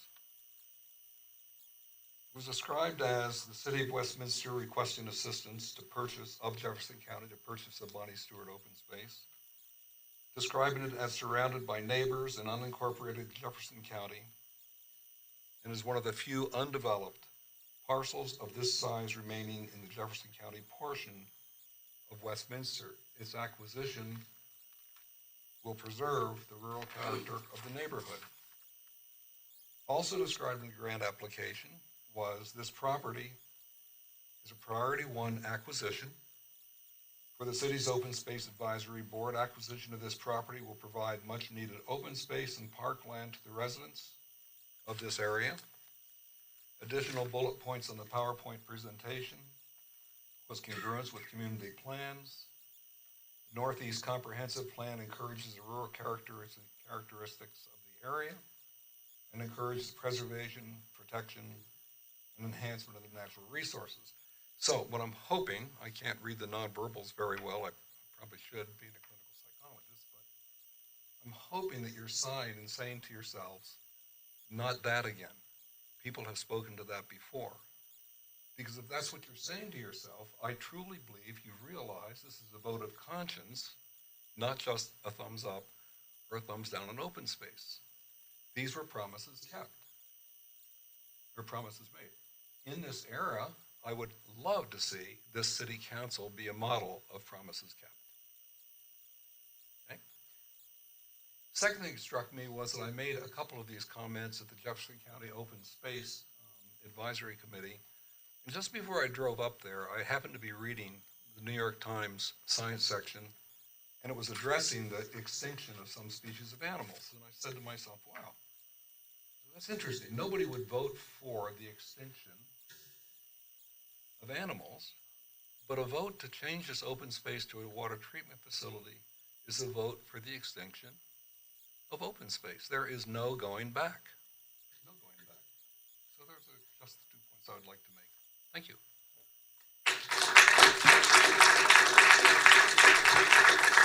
Do you have anyone else who wants to speak? Yes, ma'am. Come on. Hi, my name is Jana Railsback. I live at 7769 West 105th Place.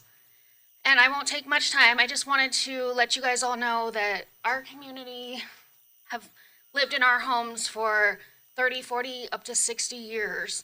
We come, we stay, generations. We have somebody in the audience, they have 6 generations that have lived in their home. We have 3 generations in my home. So I just would like you guys to just honestly take 10 seconds and think about how would you feel if this was in your backyard? And how would you feel if you were afraid of, in the future, expansion and not knowing, is my home going to be taken? Is the $20,000 I put into my home going to come back to me? And to think about we're going to lose property value in our homes. And so I just really want you to think about what if that was in your backyard and in your home and you guys were in our situation. I just want you guys to think about that. Thank you. Anyone else? Yes, sir. Come on down, please.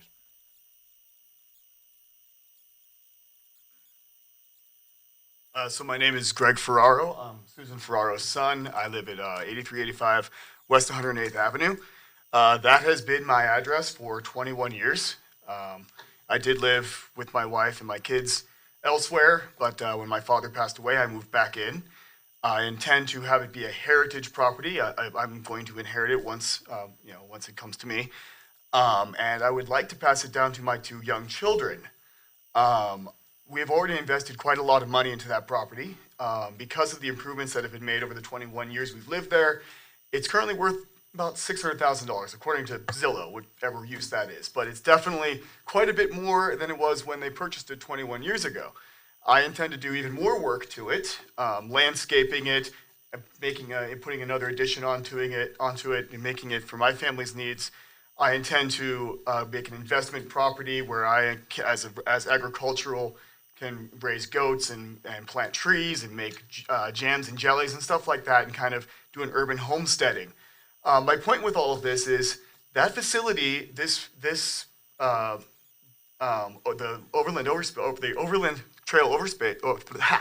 Overland Trail open space is directly across the street from my house. I am abutting, if not directly property lines, it's right across the street from me. So any disruption to 108th would drastically reduce the amount of the ability of me to get out of my driveway. I already have a problem with that at some times in the day where I have to sit in my driveway and wait for cars to go by. I understand it is a major artery, and there's not a whole lot we can do about that, but adding trucks would definitely make it worse for me. Or any other utility vehicles or employees going to the plant would drastically increase the traffic directly across the street from my house. It's very probable that the outlet to this facility would be directly across from my driveway. That's one of the most logical places to put such an outlet. Either it'll be my next door neighbor. This would completely ruin the view I have had for 21 years and the view my children would have if they were to keep the house. Right now, I look out my living room window at an open field. Before it had horses, before it became open space, it doesn't have horses anymore, but it's still an open field. I understand that you are planning on putting in trails there, and if you put in the facility, you're more likely to put those trails in while you're building it, and you might not build the trails for another 10 years if you don't put the facility in. But you know what? Trails are sort of inconsequential to me because I would much rather have an open field directly across the street from my house with no trails in it than trails and a 2-story tall water treatment plant that will probably need to be expanded. And though expansion won't directly affect my property, it could affect my neighbors as part of eminent domain, as one of the other speakers pointed out, because this property is not large enough to account for expansion of the facility, which might be 10, 20 years from now. But I've already lived there 21 years. My are less than 10 years old, each of them. I've got a 7-year-old son, a 2-year-old daughter. So 20 years from now, it will affect them. And I also intend to stay there 20 years from now. I'm only in my 30s. So this will be directly affecting me, even if the expansion is decades down the road. The other property literally affects no one. It does not abut any development, from what I could see from the satellite image that was provided on some of the paperwork. There are residents who would look down upon it, because there's a typical subdivision that is nearby. But it appears from that there's a creek that runs alongside that, and there is as much space between the other proposed location and the housing development as the property that is on currently the Overland Trail open space. That would divide these people from this building, and there's only a street that's only about 40 feet wide, would probably need to be expanded. And if it is expanded, it would be taking out one of my apple trees, a lilac bush, and any of the landscaping that I am planning on investing into my property. And I really plan to landscape it like crazy. So I don't really want all of that to be, demolished. Yeah, I would see it. The other property is on a frontage road to the highway. That has no development on it. If trucks and increased traffic from the facility is on the frontage road, literally no one is affected. The frontage road can be expanded to whatever it needs to be done, and there is no other development around it that would be affected. Mr. Farrell, Let's go thank there. you for your time. Sir. Okay, thank you. All right, last call. You have anyone else that'd like to come up tonight? Okay. Council, I'm going to go through one more item. We'll get the council comments and the city officials' reports, and then we'll take a short break. Next item on the agenda will be the report of the city officials. Mr. Tripp, you have anything for us tonight? All right. City Council, do you have any comments you'd like to add on any items that we've not already discussed at prior meeting? Ms. Scully. Thank you, Mr. Mayor, and thank you to everyone who came out tonight and has voiced their concerns and their opinions. It just fills your heart to see so many people interested in taking part in our city and in the public way that we do things here in this country. So thank you, and please don't forget to email us and call us, because we're also here to listen through our emails and our phone calls. So feel free. I just wanted to mention that we had our boards and commissions dinner the other night, recognizing all of our fabulous volunteers in our city who spend hours of time doing jobs that if they didn't do it, we would have to do it, and it would cost the city a lot of money. So this is a great way to get involved, be a part of things, and it's not just being on the boards and commissions, but you can attend those meetings. They're all public. They're open to the public. And that's how I got involved here on the city council. So I would encourage you to take, if you have an interest in city planning or an interest in inclusivity or an interest in our environment, please come to those meetings and be a part of it. It's a great way to get involved. And then also I wanted to recognize our city staff for the great community pride organization this weekend, both the picking up of the trash throughout the city and then also the great barbecue afterwards, because I do love hot dogs. That was just, it was awesome to see so many community members come out. And I predict we will have many more next year, because I talked to at least 10 people on the path that I was picking up, asking me, what are you doing? Why are you picking up trash? Because we're trying to keep our beautiful city beautiful. And that's all I'm going to report on tonight. Thank you very much. Mr. DeMott. Thank you, Mr. Mayor. First, thank everybody for coming out. We appreciate all the dialogue and all the different community people coming up with solutions to problems that affect you. I think that is really a testament of what kind of community that we have here in the city. The other thing I wanted to mention real quickly is this last week we recognized Police Week. And so Police Officer Memorial Day and Police Week is an observance in the United States that pays tribute to local and state federal police officers who have died or have been disabled in the line of duty. The formal memorial is on May 15th, and Police Week is this calendar week. And so we celebrated that with our police department, our mayor, and our city council last week. And they talk about the different officers and how many officers fell in last year. And they do this every year. So it's a really neat ceremony. It's an unfortunate thing of what we're recognizing, but a good reminder of what these women and men do for our communities to keep us safe. One other group that I'd like to recognize who takes care of our police department is our Citizen Academy group. In the month of April, there was one day a week in April for the 9:30, 1 p.m., 6:30 a.m., and the 4 p.m. shifts that they provided food to our officers. Different businesses was Lucero's, G's, Rusty Bucket, and then a handful of people who made cinnamon rolls and brought dessert and fruit to feed our officers to show them appreciation for what they do. If you don't know about our Citizen Academy, it's something that our police department puts on. You can become an alumni member, and those alumni members, much like volunteers in all the different departments in our city, go and do things for our police department and raise money for needs that sometimes they have that our budget doesn't meet.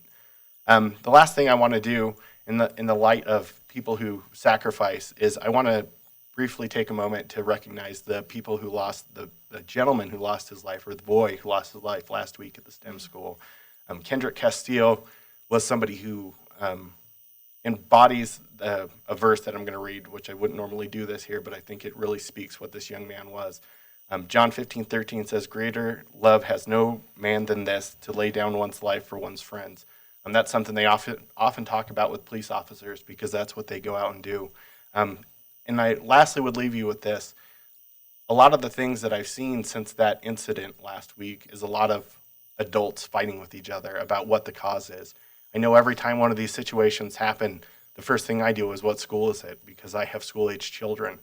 I think one thing that we really aren't paying enough attention to is this shift in culture. It's a shift where we don't respect each other. We don't take time to really think about the issues and why things like that happen.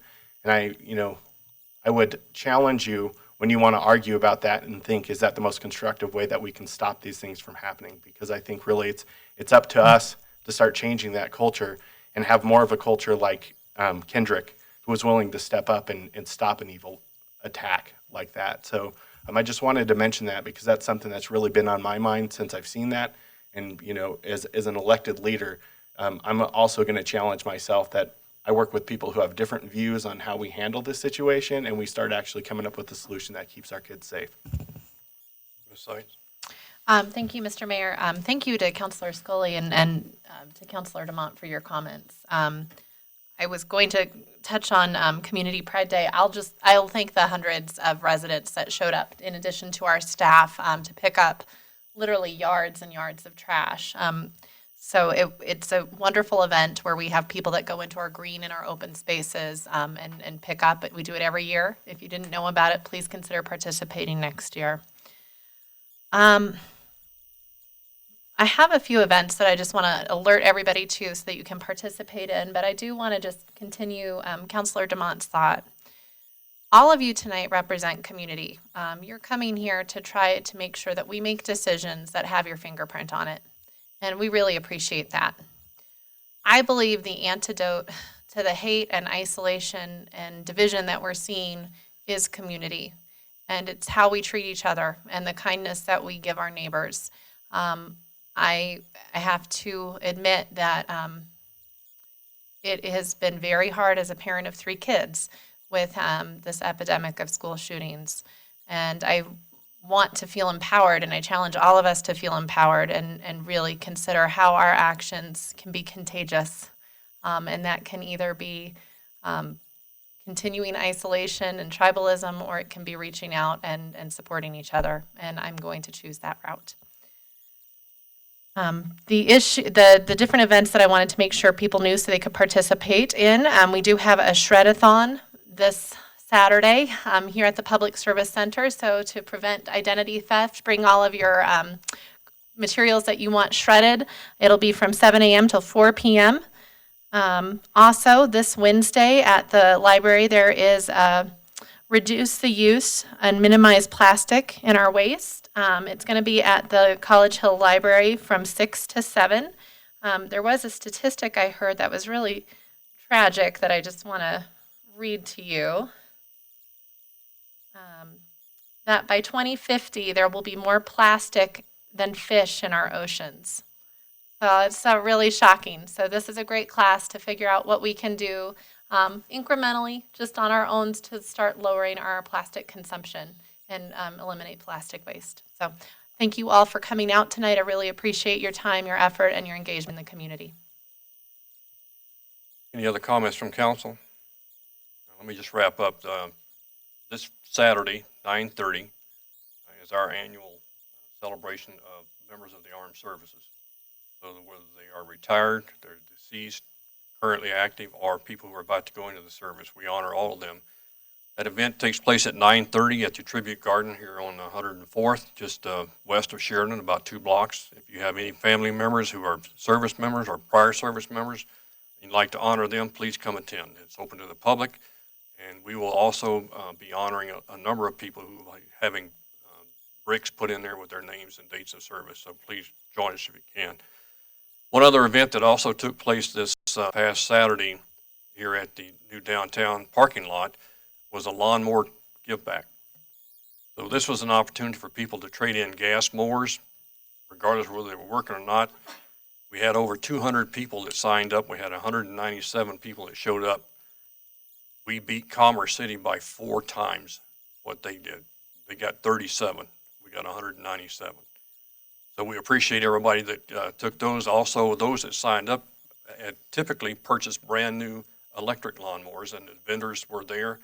Those were very heavily discounted through the Regional Air Quality Control Council here in the metro area. And we appreciate everybody trying to get some of those off the market and pick up some of the nice electric ones that went along with it. So we're going to take a short pause. It's approximately 8:57. We'll be back in about 5 minutes. So we are on a recess for about 5 minutes.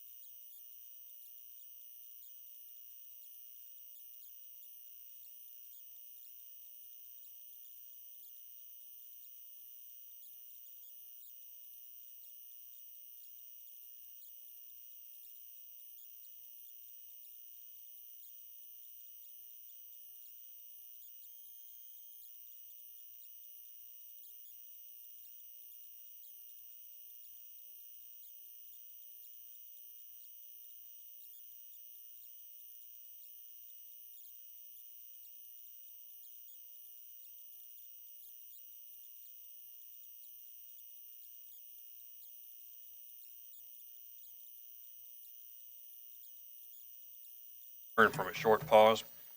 Next item on the agenda for tonight, ladies and gentlemen, will be the consent agenda.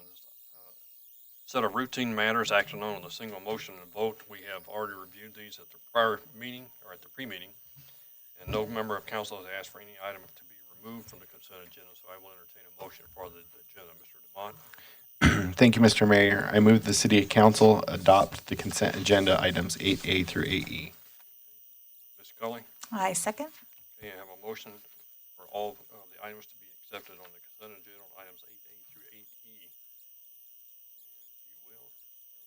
All right, if you would just vote with your lights. And the motion passes on a 7-0 vote. Next item up is Councilor's Bill number 21. Mr. Demont? Thank you, Mr. Mayor. I move to pass Councilor Bill number 21 on first reading, authorizing the city manager to execute a lease agreement with Old Westminster Pub and Tavern, Inc. for 3915 West 73rd Avenue in substantially the same form as the agreement presented. Ms. Scully? I second. I have a motion and a second. Is there any discussion by the council? Ms. Sights? Yeah, I just want to say thank you so much to staff. This has been a substantial amount of time coming. When I first got on council, we put into the strategic plan that we wanted to see more chef-driven restaurants in Westminster. And then we got more specific in years later, wanting to see some in this corridor of historic Westminster. So this is really exciting and am I reading the wrong one? No, okay, I thought you were doing. No, so I wanted to say thank you to all of the staff that made this happen. I'm really happy that the city is investing in our own property, bringing it up to a condition that we can rent it out and put it to its highest and best use. And I firmly believe that this will be a catalyst for this to create an area of economic opportunity and also vibrancy. So thank you. Thank you, Mr. Mayor. I just wanted to ask a quick question on this one about part of this money that's going to repair that building. My understanding that we would have to do those repairs anyway because we own that property, so I just would like you to speak to that. Councilor Demott, excuse me, I know the answer to that question, but I'd really like to bring up the person largely responsible for this project happening so she can be recognized also. Stephanie Trawler, I'll ask you to answer the question, but Stephanie, John, Chase, who are in the back of the room, thanks all of you for the great work the team has done to bring home a really, really good result. Yes, Councilor Demott, to answer your question, there's a lot of maintenance that is needed on this property, the roof, HVAC, electricity, and it would be, any landlord would make these investments into the property.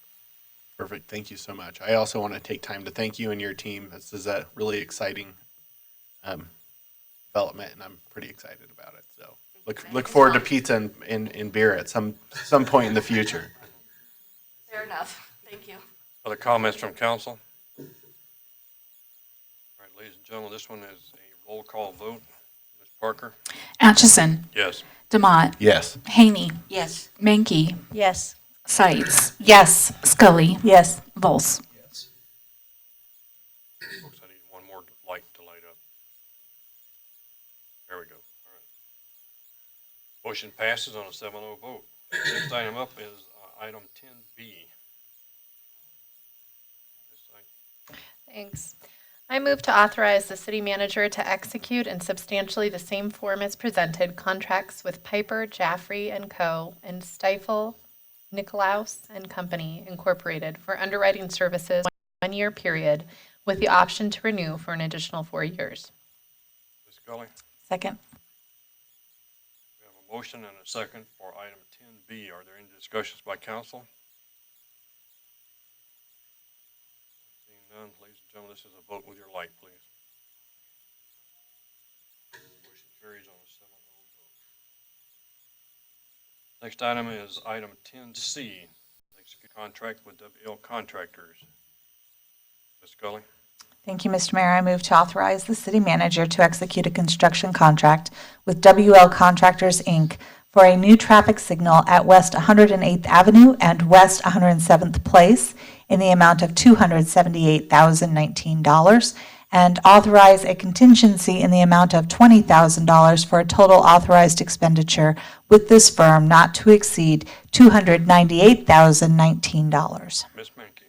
Thank you, Mr. Mayor. I second. Okay, I have a motion and a second. Is there any discussion by council? Seeing none, this is also a vote with your lights, please.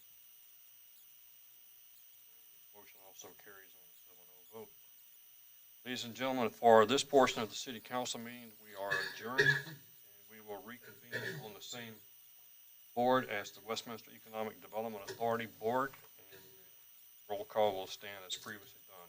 First item on the board action tonight will be the acceptance of the board minutes from March the 25th. Mr. DeMott. Thank you, Mr. Chairman. I move that the board approve the minutes of the March 25th, 2019 meeting as presented. Ms. Scully. I second. I have a motion and a second for the approval of the minutes of the March 25th. All in favor say aye. Aye. Any opposed? Hearing none. Move on to the next item. This is item 3A. And this is a continuation of the board action previously approved in item 10B. And Ms. Haney, if you would please. I move to authorize the executive director to execute substantial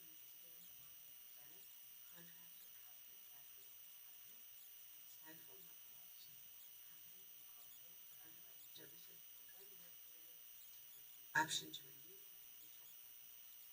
Ms. Scully. I second. I have a motion and a second from the members of the board, from Michelle Haney and Catherine Scully. Are there any other comments or questions from any member of the authority? Seeing none, member of the authority, if you would please vote with your lights. This motion also carries on a 7-0 vote.